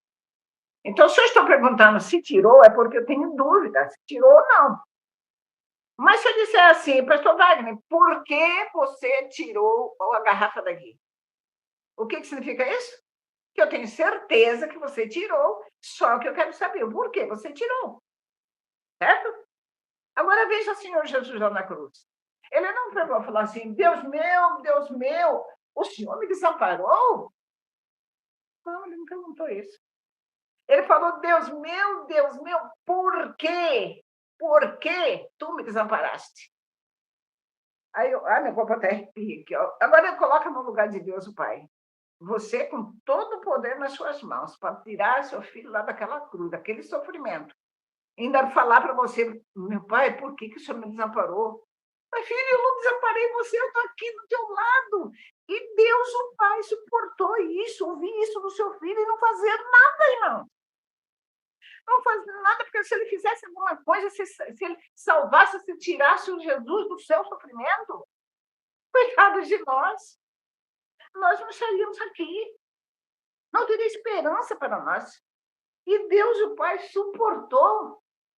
Gente, a gente parar e pensar, falar, poxa, a gente ainda deixar esse Deus maravilhoso que nos ama de verdade. Aí que meu amor aumentou mais. E cada vez que eu estou lendo para a segunda ou terceira vez, eu estou lendo de novo. Eu amo ler esse ali. E começo a ver cena. Tem hora que dá vontade assim, de pegar os meus Jesus, tomar um abraço. Eu abro a janela assim, e vontade de tirar aquelas nuvens e ver ele lá e chegar a dar um abraço. Não vejo a hora de dar um abraço. Nossa, não é maravilhoso. Então, estou amando a Deus, o Pai. Nossa, que diferença, que diferença. Principalmente quando entrei na sala de 57. Porque sobre o Espírito Santo, porque quem nos converte, quem nos transforma, é o Espírito Santo. Então, nós precisamos do Espírito Santo para ser transformado, porque nós não somos, porque nós somos mortais, nós somos pecadores. Nós temos a natureza carnal. Mesmo sabendo as coisas certas que temos que fazer, nós não somos capazes de fazer, se não for o Espírito Santo dentro de nós. E pedir que a graça de Cristo seja implantada no nosso coração. Aí sim, aí a gente consegue. E pedir um dia por vez. Eu peguei a prática depois que eu não sei, eu não conhecia a Sala 57. Aí um dia pregando numa igreja, contei uma das experiências. Aí uma pessoa, não me lembro quem foi, falou assim: escuta, mestrado, por que você não conta um testemunho lá na Sala 57? Eu falei: o que é isso, Sala 57? É um filme? Ela falou: não, Sala 57, aí explicou o que era. Não. Ela falou: vou mandar o link para você conhecer. Nossa, irmãos, quando eu conheci, quando me vi, eu falei: olha que coisa maravilhosa, que coisa diferente. É uma coisa que parece que você está abrindo assim, a cortina para você, algo que eu não sabia. Gente, eu entreguei minha vida aqui, eu tinha 17 anos de idade, e agora foi conhecer realmente sobre o Espírito Santo, como que a gente deve pedir o Espírito Santo, que tudo depende dele. Porque tem que estar tendo o Espírito Santo, o resto tudo vem de carona. Você faz automaticamente, você faz o cara sem ficar pensando: ai, não vou pecar porque senão eu vou para o inferno. Porque é desagrada a Deus. Eu não penso nada disso. Eu gosto daquela passagem lá no meu quarto de guerra lá, aí tem lá várias mensagens. E uma delas é: se consentirmos, ele de tal forma se identificará com nossos pensamentos e ideais, dirigirá nosso coração e espírito em tanta conformidade com a sua vontade, que obedecendo estamos senão seguindo nossos próprios impulsos. Ai, meu Pai, é o sonho da minha vida. Eu quero estar sempre, eu falo: Senhor, ô Santo Espírito, esteja em mim, eu quero estar 100% seguindo a tua vontade de cada 24 horas da minha vida. Estou melhor do que antes, mas eu ainda não estou satisfeito, eu quero mais. Eu quero parecer mais com o Senhor Jesus. Eu quero que o Santo Espírito esteja 24 horas comigo, 100%. Dirigindo as minhas palavras, meus pensamentos, minhas atitudes, falando dele para as pessoas. E ele coloca a pessoa, tem outras experiências, como ele coloca a pessoa no nosso ali, na nossa frente, dirige as conversas. A gente é bom demais, é gostoso. A gente começa a falar aqui, eu não quero falar mais. Mas uma coisa é certa: pede para o Senhor Jesus. Pede o Espírito Santo, diariamente. Eu tenho feito assim, às vezes, coloco o celular e coloco para despertar de hora, ninguém sabe para que é, né? É porque é para lembrar, porque a gente esquece às vezes. Então, a gente, quando lembra, você está perto, nem que for uma frase. Pede ao Santo Espírito: toma posse da minha vida, dirige todos os meus pensamentos. Amém. Pelo menos isso. Uma frase. Se você tiver condições de ir no local secreto e orar mais, tudo bem, mas se não, onde você estiver, se estiver no banco, se você estiver na rua, onde você estiver, pede que o Espírito Santo esteja 100%. Dirija minhas palavras, minhas atitudes, os acontecimentos, tudo, para que eu venha ter o privilégio, né, de ser chamada filha de Deus. Porque para ser filha de Deus, sozinho, a gente ninguém consegue, ninguém. Só com o Espírito Santo dirigindo a nossa vida. Amém. Deixa eu parar, porque eu estou falando muito. Eu amo. Eu estou aqui, irmã Nestra, só absorvendo, né? Tem hora que a gente tem que se calar e ouvir. E essa sensação que eu tive. Essa sensação, claro, que eu tive é de ouvir. Estava todo mundo muito ligado nisso, percebendo que não é um discurso. A senhora não é o discurso, é uma experiência real.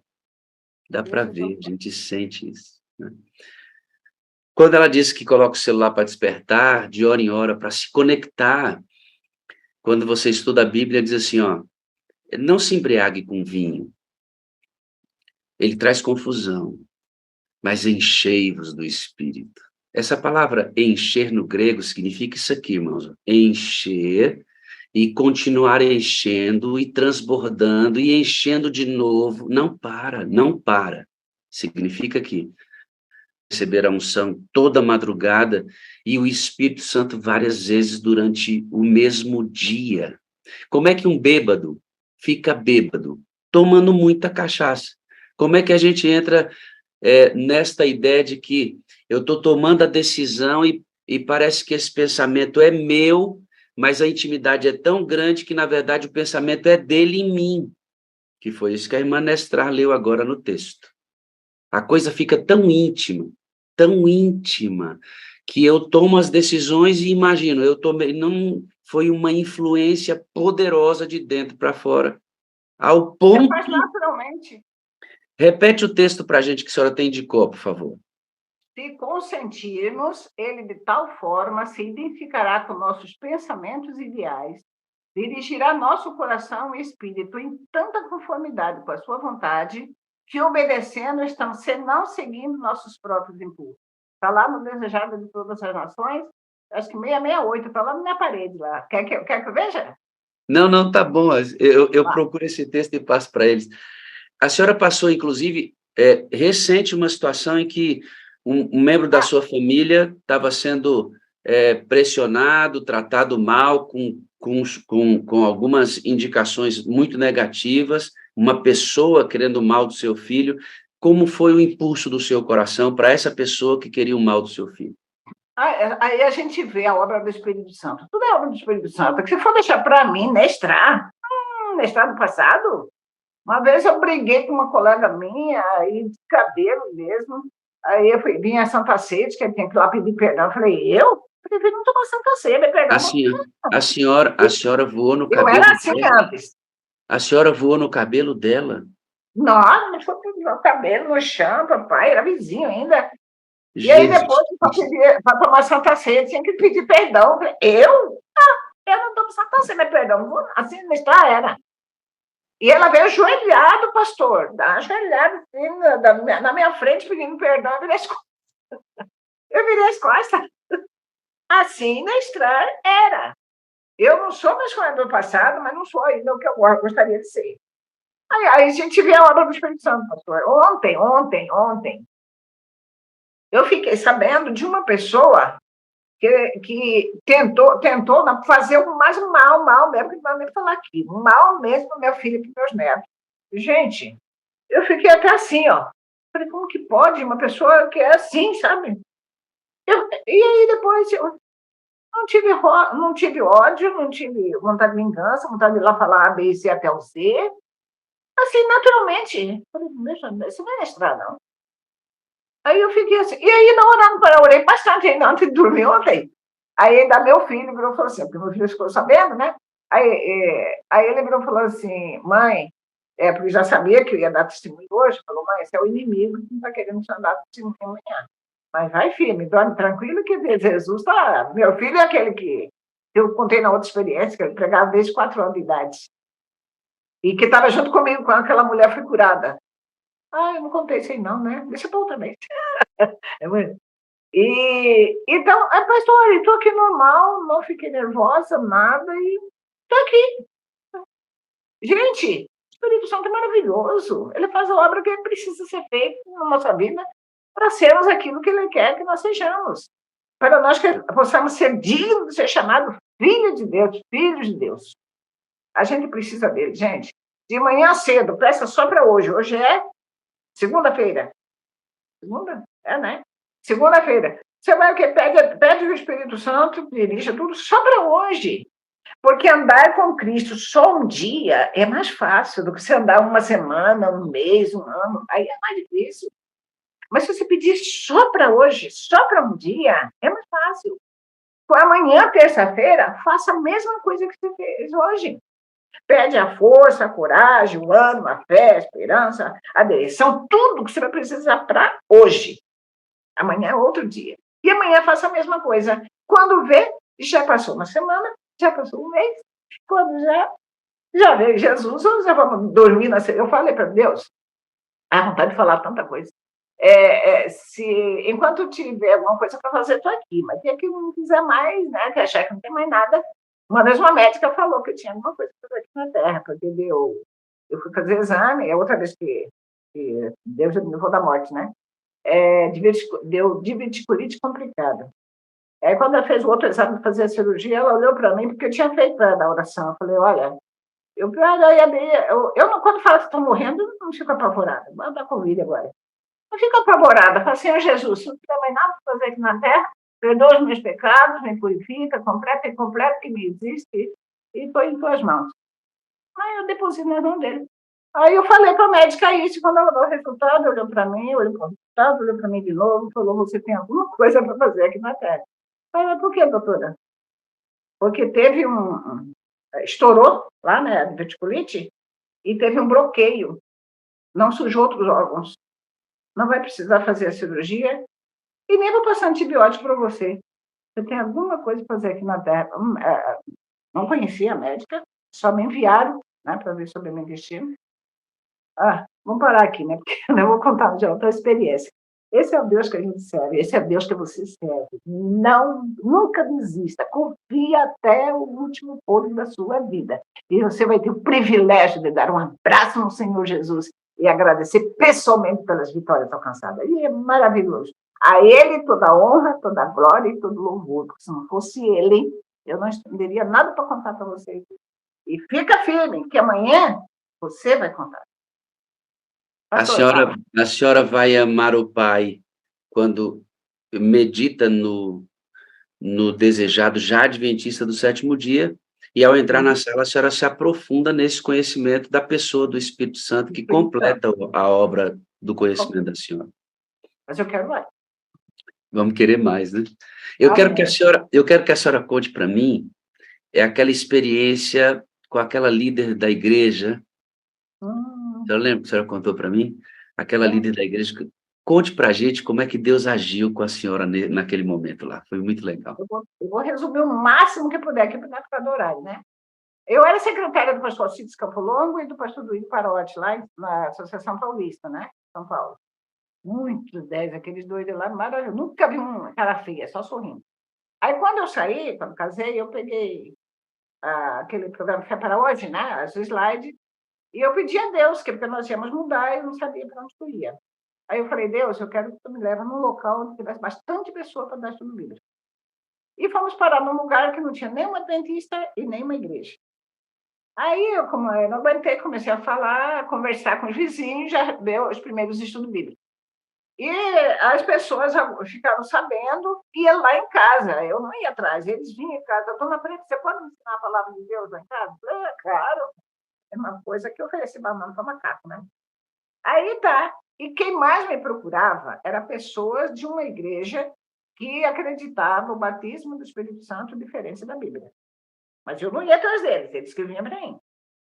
Aí a líder dessa igreja começou a visitar cada família da igreja dela, alertando contra mim. Falou, olha, aqui tem uma tal da Dona Preta que ela é de Satanás. Ela é usada por Satanás para tirar as pessoas da nossa igreja e levar para ela. Muito menos se não gosta do cursinho que ela tem. Que quem fizer o cursinho vai terminar sendo enganado. Nem conversa com ela. Alguém veio, ó. Aí eu, sabendo disso, quando encontrava com pessoas que eu desconfiava que era da igreja dela, eu não entregava nem um folheto. Não falava nem a palavra de Deus. Nada de assunto religioso. Eu só fazia amizade e pedia que Deus me mostrasse o momento certo de jogar o anzol e pescar para o reino de Deus. E ele fazia exatamente. Eu vou só com uma história lá, que tem mais história lá, mas vou contar só uma. Aí, um dia, uma pessoa lá mandou falar, Dona Preta, a Rosa mandou falar que se você mostrar um versículo na Bíblia, no Novo Testamento, dizendo que o sábado é dia de guarda, ela passa para a igreja. Eu falei, mas eu vou fazer o seguinte, em vez de mandar, eu vou lá. Mas hoje eu não posso, porque tem um estudo bíblico para dar. Passei, ela estava na porta, perguntei para ela, falei assim, escuta, você é evangélica, né? Não sou. Eu também sou. Vamos fazer o seguinte, porque nós nos sentamos, você, na qualidade de evangélica, tem alguma coisa para me ensinar. E eu tenho alguma coisa para ensinar, assim, uma ajuda a outra. O que você acha? Tá bom. Aí marcamos, vamos lá. Estou resumindo já a história. Aí, quando nós chegamos lá, antes de fazer a oração, de repente veio uma mulher com a cara feia ali, mas, sei lá, 8, 9 pessoas, todo mundo.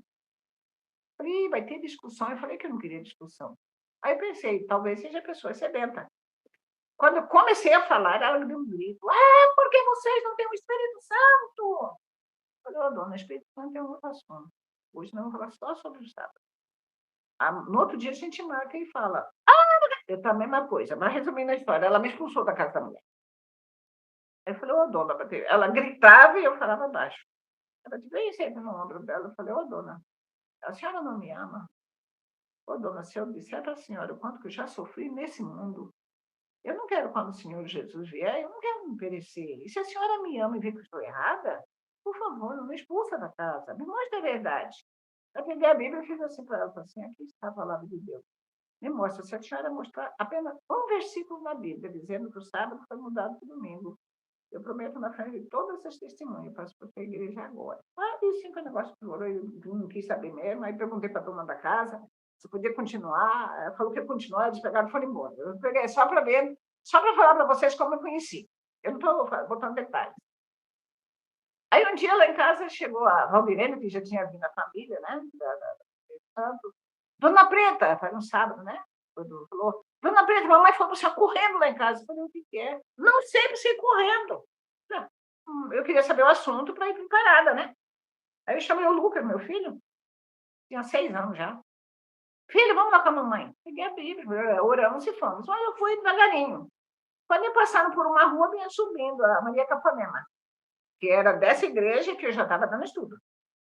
Ela, quando me viu chorando em pranto, ela disse, Dona Preta, pelo amor de Deus, corre que minha mãe está morrendo. Eu falei, oh, meu Deus, eu não tenho fé para isso, não. Ela está pensando que eu vou orar e a mãe dela não vai morrer. Eu disse, Senhor, eu vou orar, a mulher vai morrer. Mas apressei. Quando ia dobrando a esquina, escutei alguém falar, ela já morreu. Eu falei,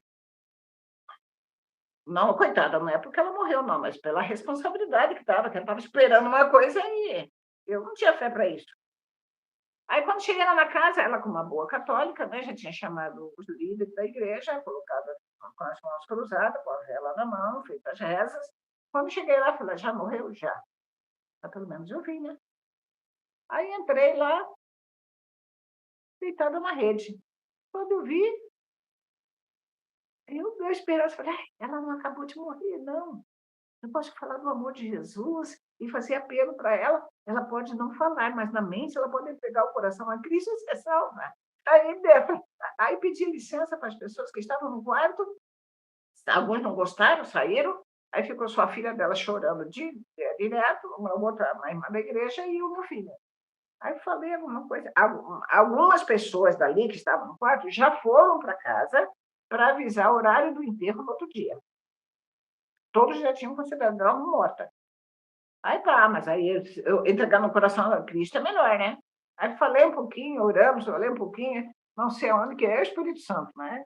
E eu não sei o que deu, eu olhei para a filha dela chorando e falei, ela comeu alguma coisa hoje? Não.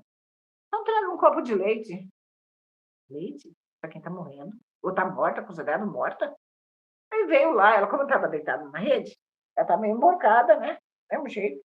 Aí peguei a caixinha, não sei como, e peguei toda a leite lá dentro. A senhora deu leite para morta. Para morta. Entrou todo o leite. Aí eu orei mais um pouquinho e saímos, fomos sentar lá na sala. Tá lá o esposo, algumas pessoas da família, e algumas pessoas que não foram embora. Beleza. Quando quem é que me chega? A mulher brava. Porque a filha dela era da igreja dela. E aí tinha mais uma outra. Ela lá, com a Bíblia debaixo do braço, mais uma irmã da igreja dela. Quando me avistou lá dentro, aí depois ela gritou, irmã Didi, irmã Maria. Essas duas é da igreja dela, que estava dando estudo também. Aí, entra, irmã! Ela foi, nem me cumprimentou. Eu fui direto lá no quarto. Quando chegou lá, a filha dela, né, Maria Capanema, pegou ele. Pois é, irmã. Minha mãe estava morrendo aí, eu mandei chamar a senhora, ela demorou, mandei chamar a dona Preta, ela veio com seu filho, orou, minha mãe, sabe o que melhorou? Até tomou um copo de leite. Ela olhou com raiva para ela, porque, poxa, proibiu até de falar comigo, ela chama eu para fazer oração, a mãe que está morrendo. Ah, imagina! Ela saiu dali, foi até na sala, com a Bíblia debaixo do braço, olhou para a irmã da igreja dela e disse, irmã, vamos embora daqui, porque a luz não tem comunhão com as trevas. E olhou para mim. Falei, Jesus, tem misericórdia. Agora é com Deus, não é comigo. Ela não está lutando contra mim. O evangelho é de Deus, o nome é de Deus, a igreja é de Deus. E Deus não pode deixar essa mulher morrer. Não, essa mulher não vai morrer. Aí Deus colocou fé em mim. Falei, não, essa mulher não vai morrer. Levantei dali, foi até lá, e ela continuava do mesmo jeito. Irmã, pare só porque eu quero mostrar uma coisa para a senhora. Fiquei, guarde aí. A mulher tá assim, ó. Não esquece, não, tá? Ah, Mas eu quero mostrar uma coisa para a senhora. A mulher tá bem assim, ó. Tá morta lá. A senhora já enfiou leite na mulher. Eu quero ver onde é que isso vai terminar. Olha que coisa linda. Mas eu quero que a senhora veja uma coisa muito legal acontecendo. Olha que lindo isso aqui, ó. Olha lá, ó. A mãe e o filhão que coisa prestando linda. atenção e ele tá rindo e a mãe rindo ali, ligado no testemunho. Eu fico Glória ao Senhor. feliz demais, hein, mano? Não é legal? Glória ao Um Senhor. abraço para Ai, você, viu? Deus te ama. E vamos continuar, irmã. Isso aqui é só para a gente ver que tem uma galera ligada no que a gente está fazendo agora, inclusive crianças adorando conosco e aprendendo essas coisas importantes. A mulher estava Glória. assim, irmã. Como é que a mulher estava mesmo? Tá, ela estava assim, do mesmo jeito, nem se mexia ainda, não. Aí eu cheguei e falei assim, Dona Maria, a senhora não vai morrer, viu? Hoje é sábado, amanhã é domingo. A senhora vai lá na igreja, quer dizer, nós já tínhamos comprado, né, o terreno, estava construindo, e as pessoas que estavam estudando a Bíblia já estavam indo comigo lá. Aí a senhora vai lá na igreja receber uma Bíblia de presente. Aí eu saí de lá, falei com o esposo, falei que tá todo mundo olhando para mim assim. A senhora falou para a morta. Para a morta, junto. A morta estava assim. A senhora disse para a morta assim, ó, amanhã tu vai estar lá na igreja, a mulher morta. Hoje é sábado, estava considerado morta. Alguns já foram para lá o horário do enterro no outro dia. Como é que ela vai para a igreja? Aí tinha a filha dela, ela continuou chorando, e tinha mais outra pessoa ali no quarto, para o escutou falar. Aí cheguei lá, cumprimentei o esposo, falei, olha, leva amanhã lá na igreja porque ela vai uma Bíblia. Todo mundo olhou para mim assim e falou assim, amanhã tá, ó. Todo mundo está considerando como morto, amanhã vai na igreja pegar uma Bíblia. Então, fui embora para casa, falei, Senhor Jesus, eu falei lá, agora o resto é contigo. Porque o senhor sabe como que essa mulher está prejudicando a pregação do evangelho nesse lugar. Quando eu ia numa casa para estudo bíblico, não é que a mulher chegava para trabalhar? Era desse jeito. Aí eu falei, Senhor, agora o resto é contigo. Faça a tua vontade. E para honra e glória do nome de Deus, domingo de manhã ela foi lá em casa, amém? Amém. Amém? A morta foi no domingo. A mulher que estava morta, que estava todo mundo já procurando, já convidamos outro para enterro dela no outro dia. Ela foi lá em casa junto com a Lucimar Capiche, que era da igreja já, né? Aí foi lá, falou, eu venho aqui, agora fazer mais oração, que eu estou com a minha cabeça muito doente. Aí fizemos oração. E o nome de Deus foi glorificado. Porque aí a notícia, que é lugar pequeno, a notícia correu. Falou, né, que queria ir na igreja, papai, outro dia. O enterro também era no outro dia. Eu só sei que à noite Deus foi glorificado com a presença dela na igreja para receber a Bíblia. Amém? Amém. Aí, pastor, precisa falar mais alguma coisa? Aí a mulher parou de me perseguir. Para mim, aquela mulher é sincera, só que infelizmente ela mudou de lá. O estudo bíblico, como aumentaram, e eu não tive condições mais de dar, porque lá a gente tinha um pouquinho mais de dinheiro, né? Aí nós contratamos o obreiro bíblico, pastor Francisco, que ele terminou teologia, mas não foi chamado. Aí ficava orando lá em casa para ajudar a dar estudo bíblico, eu não estava conseguindo. Louvado, exaltado. Pastor, eu não sei se o pastor está aí na live, pastor, a gente chamava ele de Zanoio, pastor Valdomiro. Quando eu falei lá da Pabelé, eu contei um testemunho, ele estava junto. Não sei se ele está agora. Ele fez também, ajudou lá na conferência, só que ele não era pastor. Isso aí animou ele para ir para o colégio para fazer teologia. Hoje ele é pastor e já é até aposentado. Então ele estava lá, aí foi batismo, graças a Deus, para honra e glória ao nome de Deus. Resumindo a história, já tem a 4ª igreja naquele local, amém? Aí eu fui lá para passar uns dias lá. Aí lá eu fui pregar numa das igrejas, aí veio uma lá e falou, Dona Preta, eu estou lá, sou Dona Preta. Olha, você talvez me conhece. É outra história ainda que contar. Eu sou aquela minha assim, eu sou assim. Aí a senhora, Dona Preta, olha aqui, o resultado do seu trabalho aqui nesse local, uma outra igreja. Ela tinha, nossa, tinha a igreja lá. Eu tive, o Espírito Santo teve que me ajudar para conseguir pregar. É uma emoção tão grande. Gente, é gostoso você ver. Deus usar a gente para levar pessoas aos pés dele. E eu quero. Eu falei, Senhor, vem a Covid, né? Você ainda vai querer saber da Covid? A gente já tá bom, eu ficaria aqui a manhã toda, né? Já passou, outro dia a gente se conta. E eu queria só que a senhora dissesse para nós o que representa a Sala 57 para a senhora. Gente, a Sala 57 foi um plano diretamente de Deus, do Espírito Santo, para acordar as pessoas naquilo que realmente tudo é necessário. Mas o Espírito Santo é lá, a lista tem grande, o Espírito Santo é bem em cima. É o Espírito Santo na nossa vida, que o resto tudo vem, tudo atrás. Olha, eu peço a Deus que nunca feche isso aí, mas que aumente cada vez mais e seja divulgado cada vez mais, porque as pessoas tendo o Espírito Santo não ia ter tantas maldades que existem aqui. E a igreja seria mais o quê? Mais temorosa, mais... nossa. Pastor, que o Espírito Santo continue com o senhor, com a sua equipe, moderadores, todas as pessoas que estão aí participando. Quando eu escutei aquelas 4 frases, eu não era a favor daquele assim. Eu preciso de você para ser feliz. Eu preciso de ser humano. Eu preciso de Cristo, preciso do Espírito Santo, não de ser humano. Aí depois que fui entender, eu preciso de vocês. Para contar para vocês, você tem que estar aí, né? Ninguém Esse ajuda. Esse anima. Então, a gente precisa porque quando eu estou aqui meio ruim, se alguém chega para mestrar, tem uma visita para fazer. Eu melhoro na hora. Minha filha fala, mãe, quando a senhora está doente, falou que tem uma visita, estudo bíblico para fazer, a senhora melhora na hora. Então, é uma coisa, a gente precisa das pessoas para você falar do amor de Deus para ela. Amém. A senhora sabia que esta frase, eu preciso de você para ser feliz, ela veio para minha mente sob a influência do espírito de profecia. Quer ver? Eu vou ler para a senhora aonde o espírito de profecia me influenciou para que esta frase surgisse. Quer ver? Ó? Ela veio daqui.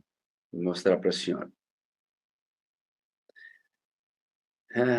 É uma benção, né? Você ter tudo na cabeça, assim, e organizado, né? Escrituristicamente provado.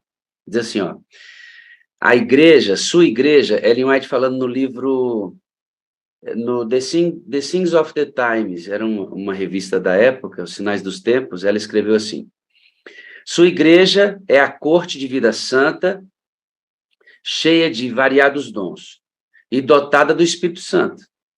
Apropriados deveres são designados pelo céu a cada membro da igreja na terra, e todos devem buscar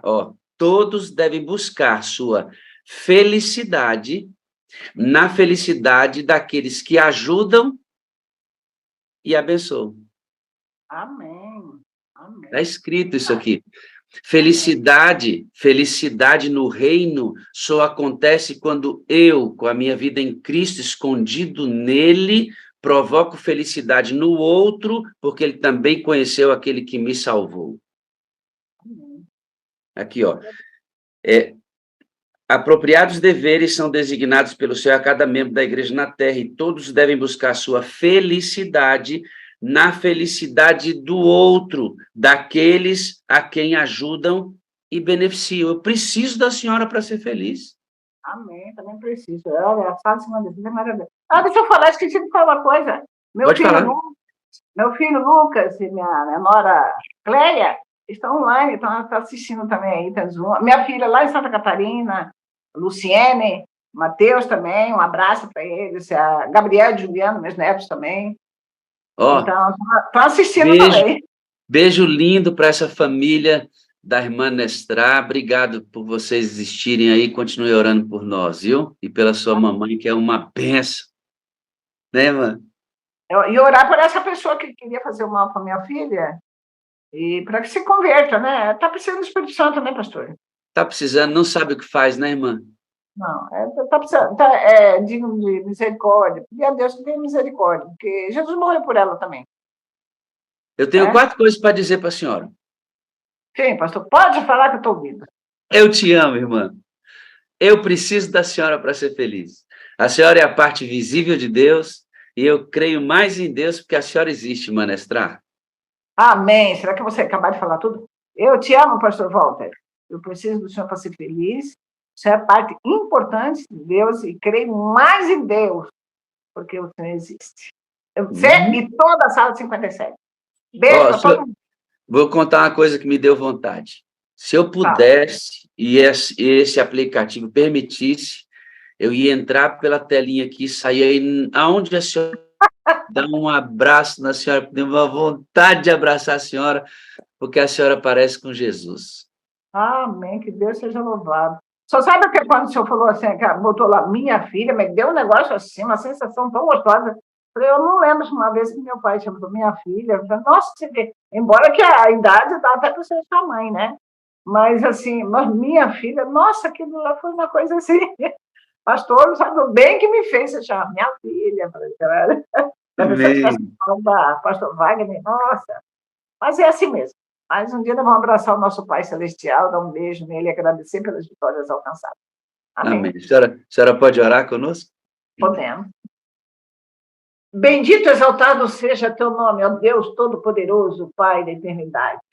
Obrigado, Senhor, porque tu está nos concedendo esse privilégio de juntos aqui, Senhor, relembrarmos das maravilhas que tu tem manifestado na minha vida, na vida dos teus filhos. Nós agradecemos por o teu Santo Espírito, Senhor, ter colocado na mente e no coração do pastor Wagner, da sua equipe, para montar essa sala 57. E sabemos que muitas pessoas ali têm aprendido sobre o teu Santo Espírito, têm conhecido melhor a ti, têm te amado mais e têm desejado, Senhor, preparar para um dia, dar um abraço em ti, Senhor, um abraço e agradecer pessoalmente pelas orações atendidas, pelas vitórias alcançadas. Toma-nos, Senhor, em tuas mãos e continua nos usando. Enquanto nós estivermos com vida, pedimos que o teu Santo Espírito dirige 100% as nossas vidas, cada 24 horas da nossa vida. E assim possamos ser um testemunho vivo do teu amor, da tua misericórdia, da tua bondade. E assim nós estaremos todos adorando a ti por toda a eternidade. Pedimos uma bênção especial sobre o pastor Wagner, sua esposa, sua família e todos da sala 57. Que aqueles que têm, às vezes, vontade de desistir, que venha, através desse testemunho, através dessas maravilhas que tu fizeste na minha vida e de outras maravilhas também, que venha ver, Senhor, que tu é um Deus de amor, que não desiste, que tu ama de verdade. E quando tu disseste assim, quando passares pelas águas, eu serei contigo. Quando passares pelos rios, ele não te submergirão. Quando passares pelo fogo, ele não te queimará e nem a chama arderá em ti. Se tiver alguém passando por esses momentos, que venha confiar no teu poder, confiar no teu amor, confiar na tua presença e ficar firme até o final. E um dia ter o privilégio de te agradecer pessoalmente. Pedimos, agradecemos essas bênçãos em nome e pelos méritos do Senhor Jesus, que morreu na cruz de Calvário para nos salvar. Amém. Amém. Muito obrigado, que a senhora tenha um grande dia na presença de Deus, viu? Amém, pastor, o senhor também. Olha aí, irmã Nestra, nós vamos... Imagina os encontros que a gente vai ter no céu, irmãos? Hein? Quando a gente fala de Saúde Lima. Seu nome é assim mesmo? Saúde Lima? É? A gente entrar na cidade e a gente se encontrar lá e o tanto de irmão Ramon Dias, que a gente não conhece, que a gente vai conhecer lá. Né, Ramon? O Ramon está ali ligado, irmãos, prestando atenção. Foi abençoado ricamente, né, Ramon? Com esse dia aqui. Ô, Jorge, você começou com a Nete. Cadê Nete? Que eu vi que ela estava aí do lado, meu filho. Cadê Nete, meu filho? Cadê? Olha, a Miriam. Que maravilha, né? O Eguinaldo sempre assiste a sala aqui, queridos, ó. Sempre nessa sacada, sempre aí. É impressionante, é uma bênção isso. Eguinaldo, bom dia, viu? A Vânia, ó, minha irmã, a Vânia é minha irmã, olha que benção. Oi, Vânia, tudo bom? Jesus te abençoe, viu, ricamente. Ó, vocês vão ver um roxinho que vocês amam demais da conta. Ó, esse bonitão aí, ó. Ah, menino, tal de Moreira, lindinho, fofinho. Bom dia, amado, tudo bem? Enquanto o testemunho estava acontecendo, a Regina estava caminhando. Eu falei, onde é que Regina vai, meu amigo? Regina, minha filha, você está em movimento já, né? Que bênção, né, irmãos? A gente sai da sala em casa, mas a sala não sai da gente. A gente vai para Rádio 57. Que maravilha, né, irmãos? Eita, coisa boa. Olha lá, já está trabalhando lá. Ó. Tá vendo? Professores, tem cara de escola, trabalha na área administrativa ali, eu acho. Muito bem, irmãos, eu acho que eu ouvi alguém dizer por aí um bom dia com a alegria daquele Bom dia com alegria, pastor. Bom dia com alegria. Bom dia com alegria. Com alegria. Dia que tem muito. Bora. 2, 3, ó. Que bom.